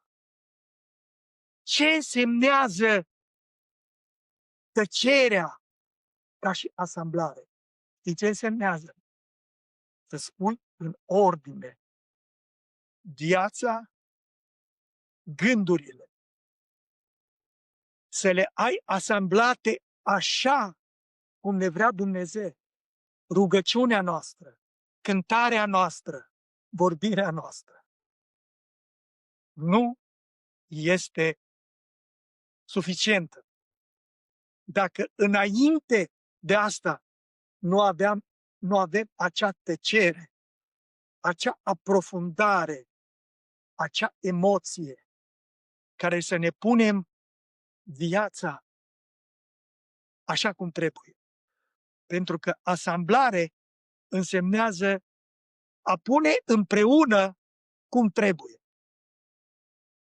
Deci, am vrut să spun lucrul ăsta, pentru că este un lucru absolut important pentru tineri, pentru bătrâni, pentru maturi, pentru oricine se roagă, cântă, face o lucrare. Și mulțumesc pentru asta. Aștept o întrebare. Frate Florin, am vrut să vă zic că ce a spus acolo, că dacă ce vrei să spui nu te mișcă pe tine, nu o să miște nici pe alții, agrezi 100% cu asta. Și așa e. Dacă nu te mișcă pe tine, în primul rând, nu o să miște nici pe alții și probabil că și în experiența de asculți, dacă nu vă mișca, nu mișca nici pe alții, dacă era doar ceva mecanic. So, Da, cred că este foarte important. Din cauza asta, cred că cuvântul ăsta tăcere, știi tu că scrie acolo undeva în psalm, taci înaintea Domnului și nădăjduiește în El. Și nădăjduiește în El. Dom'le, când eu am aflat că tăcerea nu însemnează să nu vorbești, tăcerea însemnează altceva. Tăcerea este să te cercetezi, să lași să te pătrundă situația, ceea ce vrei să spui, ceea ce te rogi și așa mai departe. yeah. Da, interesant. Știu că Selah, nu? Selah e cuvântul, dar cred că are mai mult conotație de Da, pauză. este oprire. Selah este oprire. Dar cuvântul care este tradus prin tăcere, acolo în psalm nu este Selah. Nu este oprire. Este asamblare. L-am auzit pe Wulfbrand într-o predică, spunând următorul lucru. Zice, în limba ebraică nu este cuvântul a spune, a vorbi sau a predica. Yeah. Nu este cuvântul ăsta. Zice, cuvântul în limba ebraică este lesaper. Și poate că ai auzit și tu predica asta și cei care se uită la aici, la tine, la podcastul tău, poate că l-au auzit și ei pe Wulfbrand. Wulfbrand spune nu. În limba ebraică nu se poate spune a vorbi. Numai se poate spune lesaper, care realmente însemnează a ridica pe cineva la un loc unde nu poate să ajungă singur. Și mai însemnează ceva. A da o perlă, a da ceva de preț. Deci, nu putem vorbi ca și credincioși în numele Domnului dacă nu intenționăm și dacă nu avem ceva de spus care să-l ridice asistența sau omul respectiv mai sus, sau să-i dăm ceva de preț, ceva profund, ceva care să-l hrănească și în felul ăsta să-l ridice. Da. Ăsta cred că este motivul pentru care, sau astea sunt câteva dintre motivele care ne face ca să nu fim eficienți. este posibil ca, așa cum tu crezi, să fi fost și emoția care s-a creat și silința oamenilor. Nu știu. Nu știu să spun ce anume a făcut Desculții așa deosebit. Dar mulțumim Domnului și Domnul să facă să ridice mereu oameni care să Da, poată să ridice pe alții și să poată să îi pregătească, să emoționeze pe alții. yeah, Mă gândesc. yeah. So, frate Florian, o să trecem la un alt subiect așa care l-am mai vorbit cu noastră și vreau să audă și audiența, dar așa, tot legat de Desculți, am vrut să vă întreb încă două lucruri. Unu, vreau să vă întreb care e cel mai memorabil moment care l-ați avut dumneavoastră la Desculți? Din ce-o zis cineva sau, nu știu, pur și simplu din orice. Mai, nu știu, nu, îmi pare rău, nu m-am gândit la chestia asta. Atunci, hai că îl punem asta deoparte și merg la următoarea întrebare și poate vă vine pe parcurs Da, și revenim. Că e grea întrebarea și nu v-am spus dinainte. A doua întrebare care am vrut să vă întreb e unde ați vedea dumneavoastră dacă ar fi, în voia Domnului, bineînțeles, ideal să ajungă Desculți, așa, unde ați vedea sau în câți ani să ajungă acolo și ce ar fi asta, ce ar însemna asta? mai asta depinde de, în general, depinde de oamenii care au experimentat întâlnirea Desculți. După părerea mea, aceste întâlniri ar trebui să fie făcute în oraș, în orașul în care oamenii trăiesc sau în provincia în care oamenii trăiesc sau în regiunea în care oamenii trăiesc. Știi de ce? Pentru că modul acesta de părtășie, de mărturie, când vorbim de mărturie, ne referim la experiențe personale. Nu ne referim neapărat la experiențele care le știm și le citim cu toții din Scripturi, ci la trăirile personale ale oamenilor. Asta cred că și aici depinde sigur și de mai mult de oamenii care vor să facă ceva semnificativ pentru ei înșiși și pentru Domnul mai ales. Nu m-am gândit niciodată, Dani, niciodată nu m-am gândit că o să ne mai putem întâlni de 2 ori, de 3 ori și că ne-am întâlnit de 21 de ani. Urmează 22 de ani. Cumva. Da, ok. Deci, să spun drept, nici nu am idee. Eu că aici în America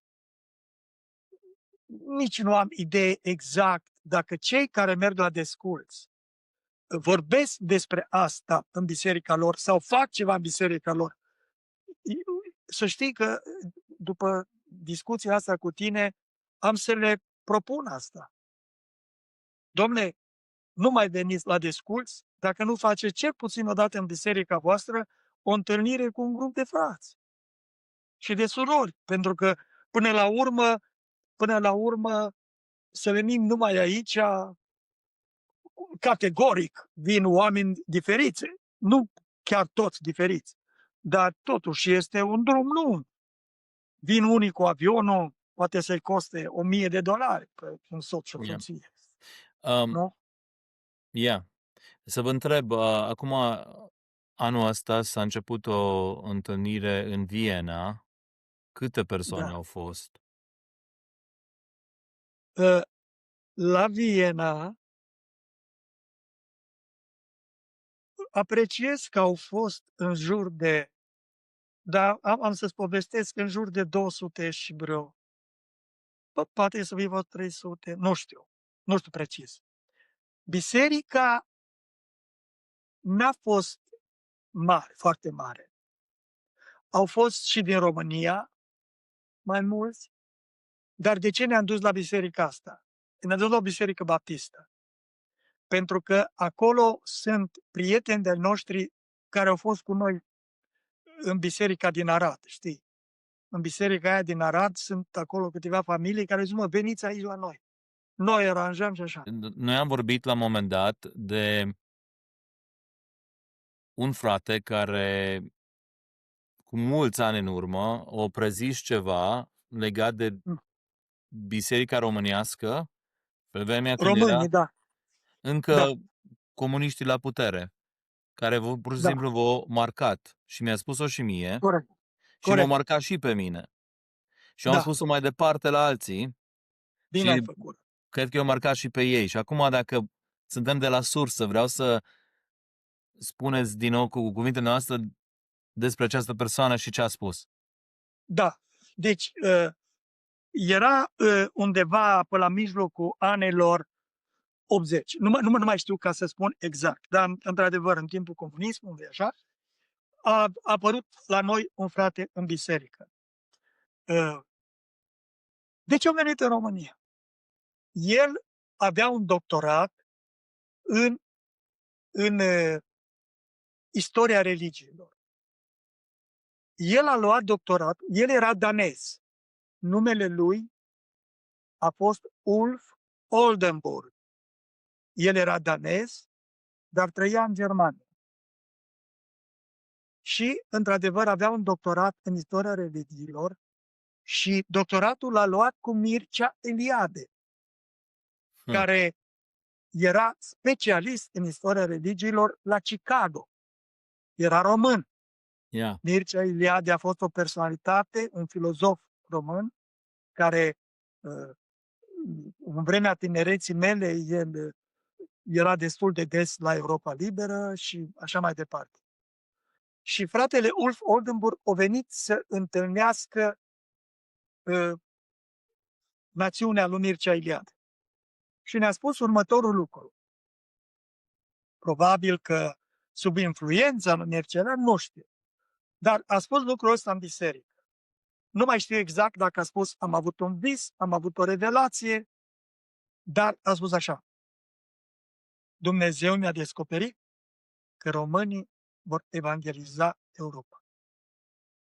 Eu, care eram în grupul ăla de tineri atunci, care îl asculta, asta nu era în biserică, ce spun eu acum. El prima dată ne-a spus nouă la un grup de tineri. Yeah. Și după aia o spus în biserică. Și eu îi spun la fata care traducea, Nelly Iovin, îi zic lui fata care traducea românește, ăsta habar n-are ce vorbește. Păi cum o să evangelizăm noi Europa când nici nu ne lasă în Ungaria? Era perioada aia că nici în Ungaria nu puteam să ieșim. Eu am zâmbit atunci și când am venit în America și după ce se întâmplă acum în Europa, că cele mai mari biserici sunt bisericile românești, bisericile evangheliste românești, nu mai zâmbesc. Și cel puțin de 5 ani, poate mai bine de 5 ani, poate chiar de 10 ani, în mintea mea, când am văzut că Desculți ia așa o amploare, a fost acest lucru. Trebuie să ajungem să facem o întâlnire Desculți, să dăm de știre românilor din America, din Europa, că s-a făcut o prorocie. Așa a încolțit în mintea mea dorința de a merge la Viena. Ne-am dus la Viena, a fost mai puțină lume de cum m-am așteptat. N-au venit nici baptiști destui, nici penticostali. Dar ce s-a întâmplat? Care eu cred că nu este întâmplător, eu cred că Domnul a făcut asta. Între cei de acolo de la o biserică penticostală a fost o tânără, cred că o chema Gabi Pușdei, care face podcast ca și tine. Hmm. Și ea a vrut ca să îmi ia un interviu și mie și la alții care am fost acolo. Eu am zis, domne, nu mie numai mie, aici trebuie să vină toți, că cine-s eu? Eu sunt și eu o parte, un moderator de aici, dar, mă rog. Și am întârziat mai mult acolo, noi. Mă, dar eu n-am știut.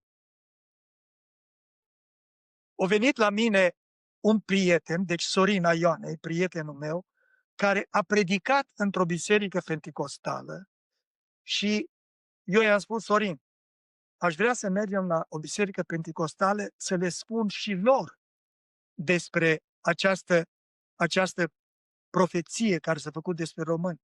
Pentru că penticostalii sunt mai percutează sau ei sunt mai râvnitori când aud lucrul ăsta. Și am plecat cu Sorin cu GPS-ul la mașină. Și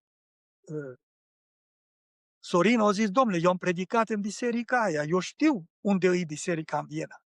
Și ne-am dus. Și cu GPS-ul. Și GPS-ul ne spune, ați ajuns la destinație. Și biserica nu e niciunde. Păi, am căutat o oră după biserică, n-am găsit-o. Yeah. Ce s-a întâmplat după ce eu am plecat de acolo? Această soră penticostală, ea e baptist, a fost baptistă, dar s-a făcut penticostală că s-a măritat cu un penticostal. Eu zis la ăștia, ai noștri de la Arad, în care erau și cum îl cheamă, Marcel Truța și Iacob Brâcovan. Și Doru Radu era cu ei. Și o zis, penticostalii, o zis, mă, fraților, haideți mă la noi la biserică, că și așa voi nu mai stați aici. Ăștia când au auzit, o zis, sigur că ne ducem. Doru pe drum, o zis, mă, păi dacă mă duc, le spunem despre Ulf. Și așa s-a întâmplat. Că ei s-au dus la o altă biserică mai mare decât biserica la care noi am vrut să mergem și Doru Radu a spus exact ce am vrut noi să spunem. Și atunci eu i-am spus, nu numai lui Sorin, dar la toți, am zis, mă, fraților, mai se întâmplă ceva. Diavolul ne-a închis ochii și n-am văzut noi biserica, dar v-a dus pe voi acolo. Eu am vrut neapărat să ajungă asta la penticostali. Pentru că eu bănuiesc că ea se răspândește mai repede printre români decât printre baptiști. Mă, dar asta eu nu spun în gura mare. Pentru că eu vreau baptiștii să fie acolo. Acum nu știu. Dacă cumva ei, eu o să încerc și noi o să încercăm, dacă ei pot să facă cum să zic eu, un anunț și să se adune mai mulți români, atunci merită să ne ducem acolo. Deci nu știu încă. M-am așteptat că din America să vină mai mulți și nu-or veni. Deci asta este iarăși o problemă. Dacă am reușit și asta vreau să facem, la întâlnirea de acum din anul viitor, dar nu știu dacă mai putem face o întâlnire de sculți de așa învergură ca să putem organiza ceva sau să găsim acolo frați și surori care să organizeze. Poate că tu ne poți ajuta cu fotbalul, cu ce faceți voi. Voi aveți minte mai clară decât a mea și poate că voi puteți cumva să faceți un eveniment sportiv la care știți că se adună lume și la lumea asta să odată cu ea să facem o întâlnire de sculți și să Yeah. putem să proclamăm asta. Yeah. Deci nu m-am gândit până acum. Dar acum la întrebarea ta mi-a venit în minte că și asta ar fi posibil. Frate Florian, vreau să vă zic că când mi-a spus povestea asta cu ce s-a întâmplat cu Ulf, care eu știu despre cine e vorba, am auzit de el, părinții mei mi-au povestit sau poate chiar l-am văzut când eram în România, dar eram mic.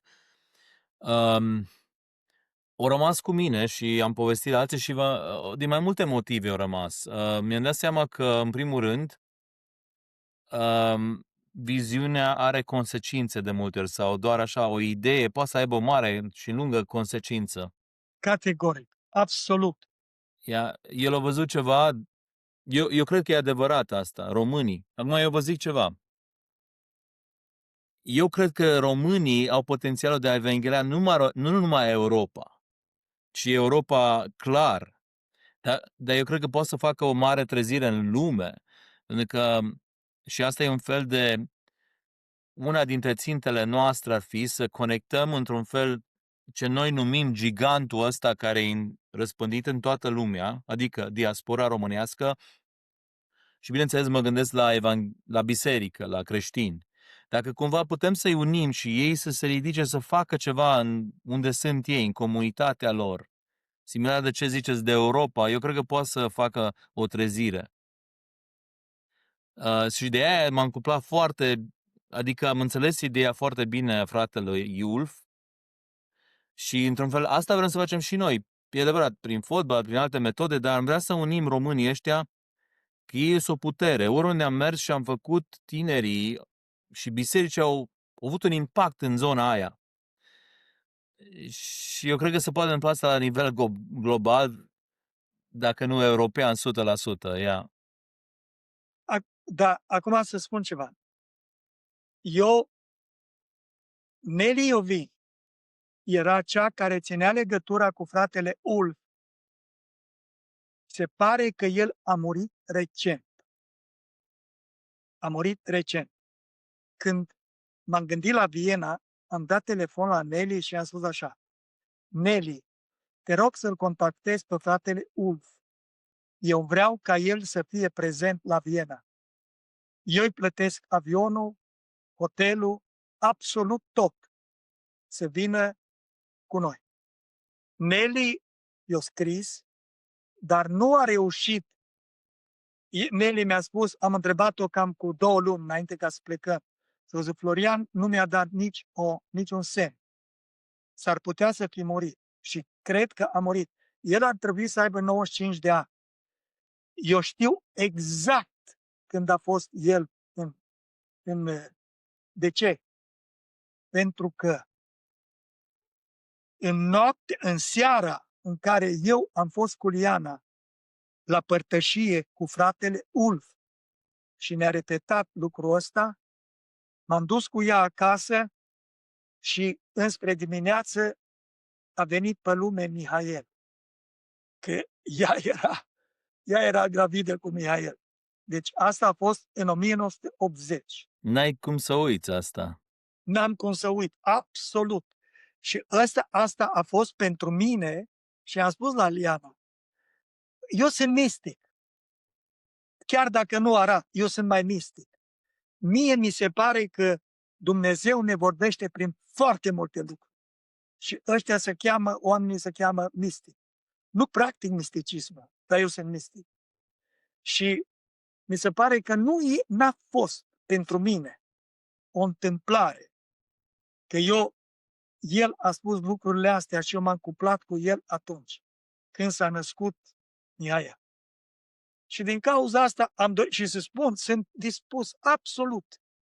Și dacă mă duc numai până la Viena și vin înapoi. Dar mie mi s-a părut că Viena e cel mai potrivit loc. Dar, să știi ceva, au fost frați care mi-au trimis vorbă, pe care eu nu-i mai știu, dar dacă tu lucrezi pentru asta, n-ar fi rău. Uite-te, știi ce o zis cineva? Zice, bă, de ce nu mergeți voi în Irlanda? Acolo sunt mai mulți români. Cele mai mari biserici sunt în Irlanda. Eu am spus, bă, eu personal nu cunosc oameni numai la Viena. Dar dacă tu, cu prietenii tăi, vreți să faceți un, să zic așa, un eveniment cândva, sportiv sau de altă natură, dar cu scopul să facem acest lucru, adică să vorbim despre această premoniție, această profeție, că românii vor evangeliza Europa, tu ai absolut dreptate și noi suntem absolut obligați să spunem lucrul ăsta. Deci, eu mă gândesc că noi am putea să facem o întâlnire de sculți cu ocazia aia acolo și vin de aici numai oameni, poate să vină, dacă vin cântăreții și instrumentiștii, câțiva nici nu avem nevoie de mai mult. Numai să vină lumea. Că noi cântăm cântările care le știu toți românii. Și pe noi românii ne interesează. Nu la voia întâmplării, fratele Ulf, v-a spus și noastră ați luat așa, nu ați lăsat numai să treacă pe lângă. Deci, Nu, dar sunt oameni care sunt în viață. Știu cu precis, am fost la Aron Mladin în casă, mă. Știu cine a fost acolo. Sorina Ioane e unul dintre cei care au fost acolo. El a fost cu mine la Viena să caute biserica, pentru că și el a fost martor ocular. absolut. Frate Florian, am vrut să vă zic că asta mi-aduce aminte de eu când am fost în California și ne-am întâlnit cu un frate păstor de acolo, un misionar, de fapt, care lucrează la o misiune, îi zice CRM, Christian Resource Ministries, în fine. Poate v-am povestit. Ideea e care, el lucra undeva în Iași, în fine, am ajuns la organizația asta, e o organizație imensă, bugetul lor e 25 de milioane de dolari, e mare. Wow! Yeah. Și știu că am povestit cu el că eu am vrut l-am rugat un pic dacă nu ne ar împrumuta sala lor să facem o întâlnire pentru Charity Cup. Și m-am întrebat și chiar a fost amabil să întâlnească cu mine așa, să povestim la un lunch. Și m-a întrebat la lunch, dar tu de unde ești? Am zis, din Detroit, dar ok, ești român, de unde din România? Zic că din Arad. Și-a stat așa, s-a gândit, nu știu dacă m-am zis, parcă văd și acum în momentul, zis, Arad. Eu țin minte Arad. Acum 20 și, pe vremea erau 25 de ani sau cât, eu am fost în Arad și țin minte că acolo trebuie să scap de un geamantan de cărți, Biblii. Și mi-a explicat el de fapt că el era în țară, ducea Biblii și se conecta cu alt grup care după aia distribuiau Bibliile și era parte din, dacă nu mă înșel, ceva de navigatori. Aha. Unul dintre grupuri care eu cel puțin în Biserica Golgota l-am auzit și vorbind despre treaba asta și eu am zis, dar nu știu dacă tu înțelegi, dar eu sunt un pui din Biserica Golgota care poate rezulta la munca care tu ai făcut-o cu 25 de ani, adică sămânța aia care poate tu nici nu ți-ai dat seama că a avut rezultat. Eu sunt acum în fața ta, eu zic, și o mare parte din cauza aia, sacrificiul ăla care l-ai făcut, care tu ai investit în oamenii ăia în Arad, care la rândul au ajuns în America și au avut copii și uite, au investit în tinerii din biserică și așa mai departe și i-am zis că, într-un fel, Charity Cup e un pui Da. acolo s-a născut, sau din cauza asta s-a născut, din cauza sămânței, a fost așa un cerc. Și la fel zic de prorocia asta care ați auzit-o, eu zic că nu la voia întâmplării, la un moment dat eu zic că o să fie așa un cerc de 180 de grade legat de frate Ulf. Da, și eu cred că nu este întâmplător și pentru că, mai ales pentru că, măi, a stat pe mintea mea și eu îți spun, eu am fost cel care am zâmbit când el a spus că românii vor evangeliza Europa. Știi de ce? Eu atunci aveam de gând să fug din România. Nelu Ban mi-a spus, numai spune când ajungi în Austria, că vin după tine. Și, mă rog, nu m-a lăsat să mă duc, pentru că eu am lucrat la institutul ăla de care ți-am spus la început. Nu ne dădea aprobare să mergem, pentru că zicea că lucrez cu documente secrete. Și erau documente secrete, dar eu eram electrician, nu? În fine, Dani, poate că și podcastul ăsta a avut și rolul ăla că, uite, am putea face ceva împreună. Deci, Absolut. împreună, de ce? Dacă, de exemplu, tu poți să organizezi, tu și cu relațiile tale din Europa, ăștia care jucați fotbal și, mă rog, ați putea face un eveniment ca să aduceți lumea acolo. Acum, nu campionat. Că dacă faci campionat, atunci îți ia prea mult timp. Nu contează. Dacă se poate face odată o întâlnire unde să fie tineri adunați mulți, nu neapărat fotbal, și altceva. Dacă cuiva vine o idee, ceva, Absolut.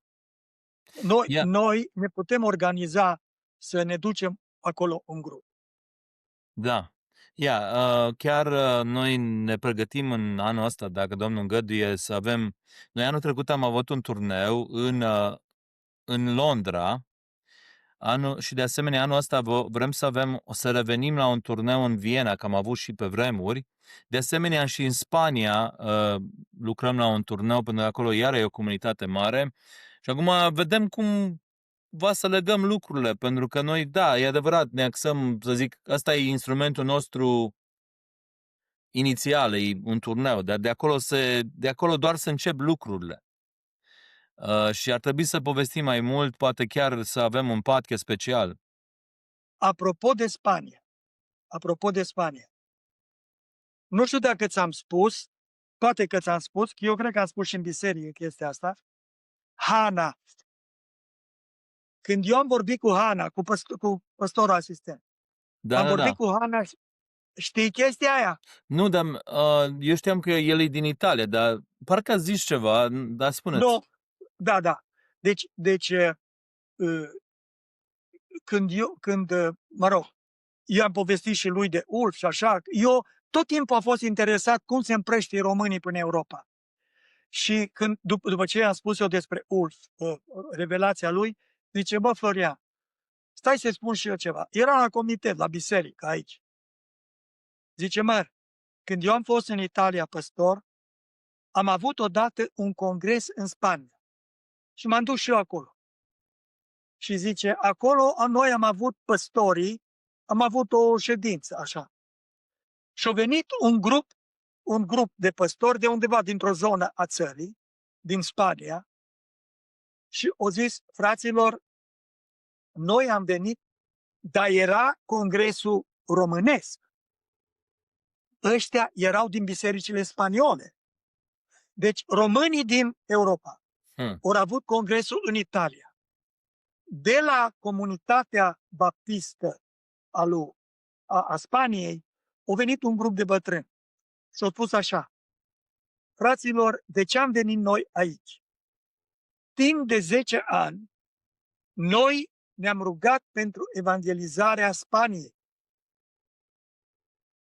Și după 10 ani, unul dintre noi a avut această descoperire că Spania va fi evangelizată printr-un popor străin.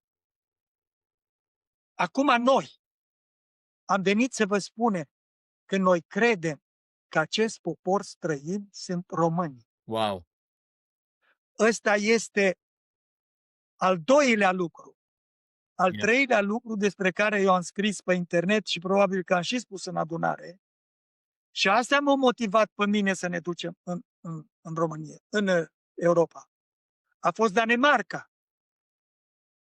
Un grup de români s-au dus în Danemarca toți, la lucru. Toți au fost pocăiți.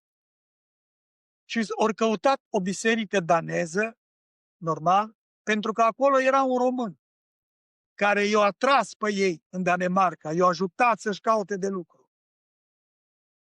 Și prin translator le-a spus la români următoarea povestire, care povestire mi-a scris-o mie, o fată care mă cunoștea pe mine din grupul ăla și ea o citit ce am scris eu pe internet despre Spania. Și au zis așa, mi-au spus, fraților, bine ați venit. Noi știm mai de mult că voi o să veniți în biserica noastră. Pentru că o soră care e bolnavă de 2 ani, e pe pat, de 2 ani, o spus aici în biserică, Domnul mi-a arătat că un grup foarte mare de români vor veni în biserica noastră. Și voi sunteți ăia. Măi, când am văzut și asta, am zis, Domnule, stai puțin. Stai puțin, că trebuie să facem ceva. Și asta a fost ce am făcut la Viena și să vedem Domnul să ne lumineze ce mai trebuie să facem, să dea har. Amen. Frate Florian, vă zic că așa, povestind cu mai multe persoane, sunt unii care au, să zic așa, pe inimă ceva, dar nu ia niciun pas în direcția aia. Și asta face diferența. Când iei și pași, nu numai că Domnul spune pe inimă sau ai, dar așa că mai rar asta, să și iei pași, să mergi în Viena, că nu e confortabil, dar să urmezi ce Domnul ți-a pus pe inimă. Mi se pare asta foarte fain. Dani, asta e datoria noastră. Zice să spunem, să semănăm și Domnul face să crească. Pentru asta eu nu fac mare lucru, măi, dar dacă este vorba să spunem și să semănăm, asta trebuie să facem cu nădejdea că Domnul face să crească. Yeah. Așa-i, frate Florian. Bun, ne încheiem așa, ne apropiem de încheiere. Vreau să vă zic că vă mulțumesc tare mult pentru timpul noastră și aș vrea să zicem, poate să facem un follow-up cu o întâlnire specific legat de această viziune, poate chiar să vină și Doru Radu și eu vreau să-l invit pe Adi, pe George, să avem o discuție și pe tema asta și să vedem ce putem face mai departe. Măi, deci uite-te, tu mai întâi, după părerea mea, acum voi sunteți mai ageri, voi sunteți mai, cum să zic, mai tineri, că și eu am fost ager odată. Deci, voi trebuie, dacă ne invitați și ne provocați, voi trebuie să ne provocați la o idee. Să nu venim noi cu idei, nici eu, nici Doru. Ceea ce noi putem face este să vă ajutăm și să organizăm un fel de întâlnire de asta de sculți, cu cântare, cu mărturie, cu așa, ca să atragem. De ce? Pentru că dacă noi procedăm în felul ăsta, noi putem atrage români din toată Europa pentru, cum să zic eu, pentru această întâlnire. Și atunci, dacă facem asta, ce am greșit eu este că eu nu am, nu știu ce am greșit, dar cum am venit în minte. Noi trebuia să folosim Credo TV ca să facă transmisie de la... Știi de ce? Pentru că creștinii, românii, sunt cei mai mulți la Credo TV. Penticostali, în primul rând, că sunt un număr foarte mare, și după ei toți ceilalți, toți evanghelici. Da. Și dacă facem așa ceva, o să o facem cu transmisia lui Credo TV. Eu cunosc pe cel din Chicago, cu care am lucrat câțiva ani la Desculți, și încercăm noi și desculții să ajutăm cu bani. Eu am să dau sfoară. Dacă tu îmi spui, Florian, uite ce avem de gând să facem, deci veniți cu un plan. Noi mergem ca să organizăm întâlnirea desculți, părtășia care o să avem acolo. Dar eu în timpul ăsta am să încerc, uite să spun de ce. Există un om aici, în America, baptist, care este milionar. Omul ăsta vine câteodată la desculți. Mie mi s-a spus că vine tot timpul, dar eu nu-l cunosc. Și am cerut, faceți-mi și mie cunoștință cu el. Nu vreau să facă. Ok. Să spun cum lucrează. Vine la Ionuc și zice, Ioane, cum o ieșit? Câți bani mai trebuie? Asta spune. Atâția mai trebuie. Zice, ține cecul în alb și scrie câți crezi că mai trebuie. Oameni de ăștia avem nevoie, care au resurse. Nu să-l gâdilăm, dar să ne ajute, Yeah. Să ne ajute, pentru că, în general, noi de-abia ne putem plăti biletele de avion și hotelul. Nu mai putem și închirierile și alte lucruri, toată, știi? Dar eu mă ocup și de adunarea de fonduri pentru asta. Da. Yeah. Pentru că ne va trebui o sală, nu știu cum, că voi organizați, nu eu. Și sala trebuie plătită și trebuie mâncare și trebuie... Eu încerc cât pot eu să fac. Da. Da. Hai să facem. Și Gândește-te și veniți cu idei. Eu nu mai am idei. Foarte bine. Să vorbești și cu ceilalți.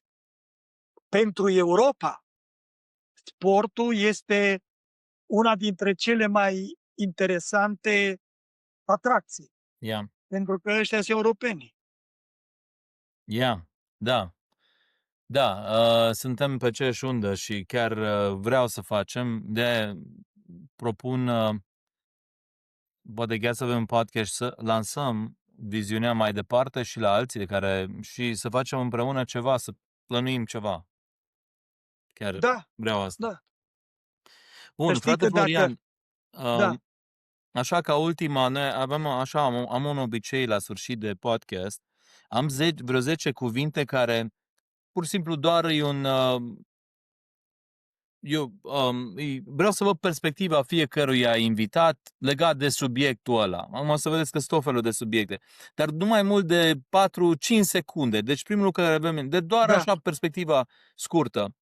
Și atunci, probabil că noi unele o să le punem împreună comparativ cu ce o zis alții, ca așa, să formăm o perspectivă al subiectului.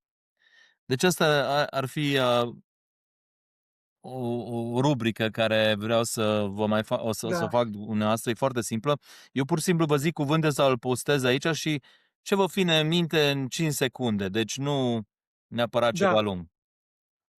Ok, primul cuvânt e politics. Ce ziceți de politics, politică? Necesară. Ok? Ce ziceți de economie? Economy. Este un cuvânt care trebuie să îl îmbrățișăm. Bun. Ce ziceți de wealth sau avere, I guess, să traduce în românește. Wealth. Să nu o dorim. Ok? Ce ziceți de adevăr? Truth. Să trăim adevărul. Amen. Acum, asta e un subiect care ați trecut, nu mai vă duceți aminte, dar dating, nu știu dacă știți ce e dating în românește, adică să curtezi. Ce părere aveți sau ce vă vine în minte? Să curtezi, dating. Da, este, dacă duce la o discuție, sănătoasă este necesar, dar nu la persoanele de sex opus. Ok. Bun. Love. Ce ziceți de love? Dragoste. Asta ne-a dus mântuirea, Bun. Ce ziceți de dragostea. purpose? Adică scop. Da, totul și toate au un scop. Fine. Ce ziceți de familie? Family. Cea mai importantă celulă a societății. Îmi place definiția asta, că și eu I agree. Ce ziceți de biserică? Church. Biserica este cel mai prețios lucru prin care putem câștiga viața viitoare. Ok, nice. Ce ziceți de căsătorie? Marriage. Căsătoria este unul dintre cele mai mari examene ale vieții. Fine. Ce ziceți despre eternitate? Eternity. Mulțumim Domnului care ne-a făcut parte de ea. Amen. Și acum ultimul cuvânt, asta e așa culminarea. Jesus, ce ziceți despre Isus? El este neprihănirea noastră. Obligația noastră este sfințirea. Neprihănirea a câștigat-o El. Amen. Fine. Vă mulțumesc frumos. V-am zis și de ultima rubrică, Perspectives, îi spune. Vreau să vă zic așa istorie la chestia asta. Eu, când eram mai tânăr, călătoream foarte mult. Și am zis eu, cum ar fi să iau un interviu, așa, pe cuvintele astea, să văd perspectiva fiecarei grup pe unde merg. De exemplu, am fost în Viena, am luat un interviu la toți, am fost în California, am luat interviu. Și acum, într-un fel, pot să iau cuvântul ăla și să pun așa o grămadă de perspective a multora persoane. De acolo au venit și atunci vezi așa un fel de... pe cuvântul ăla vezi o grămadă de perspective. De aia am vrut să fac asta. Nu știu dacă o să fac sau nu, dar le-am măcar aici prinse. Așa că vă mulțumesc. Este foarte important ce faci tu. Știi de ce este important? În primul rând pentru tine. Pentru cugetul tău și mai ales pentru personalitatea ta.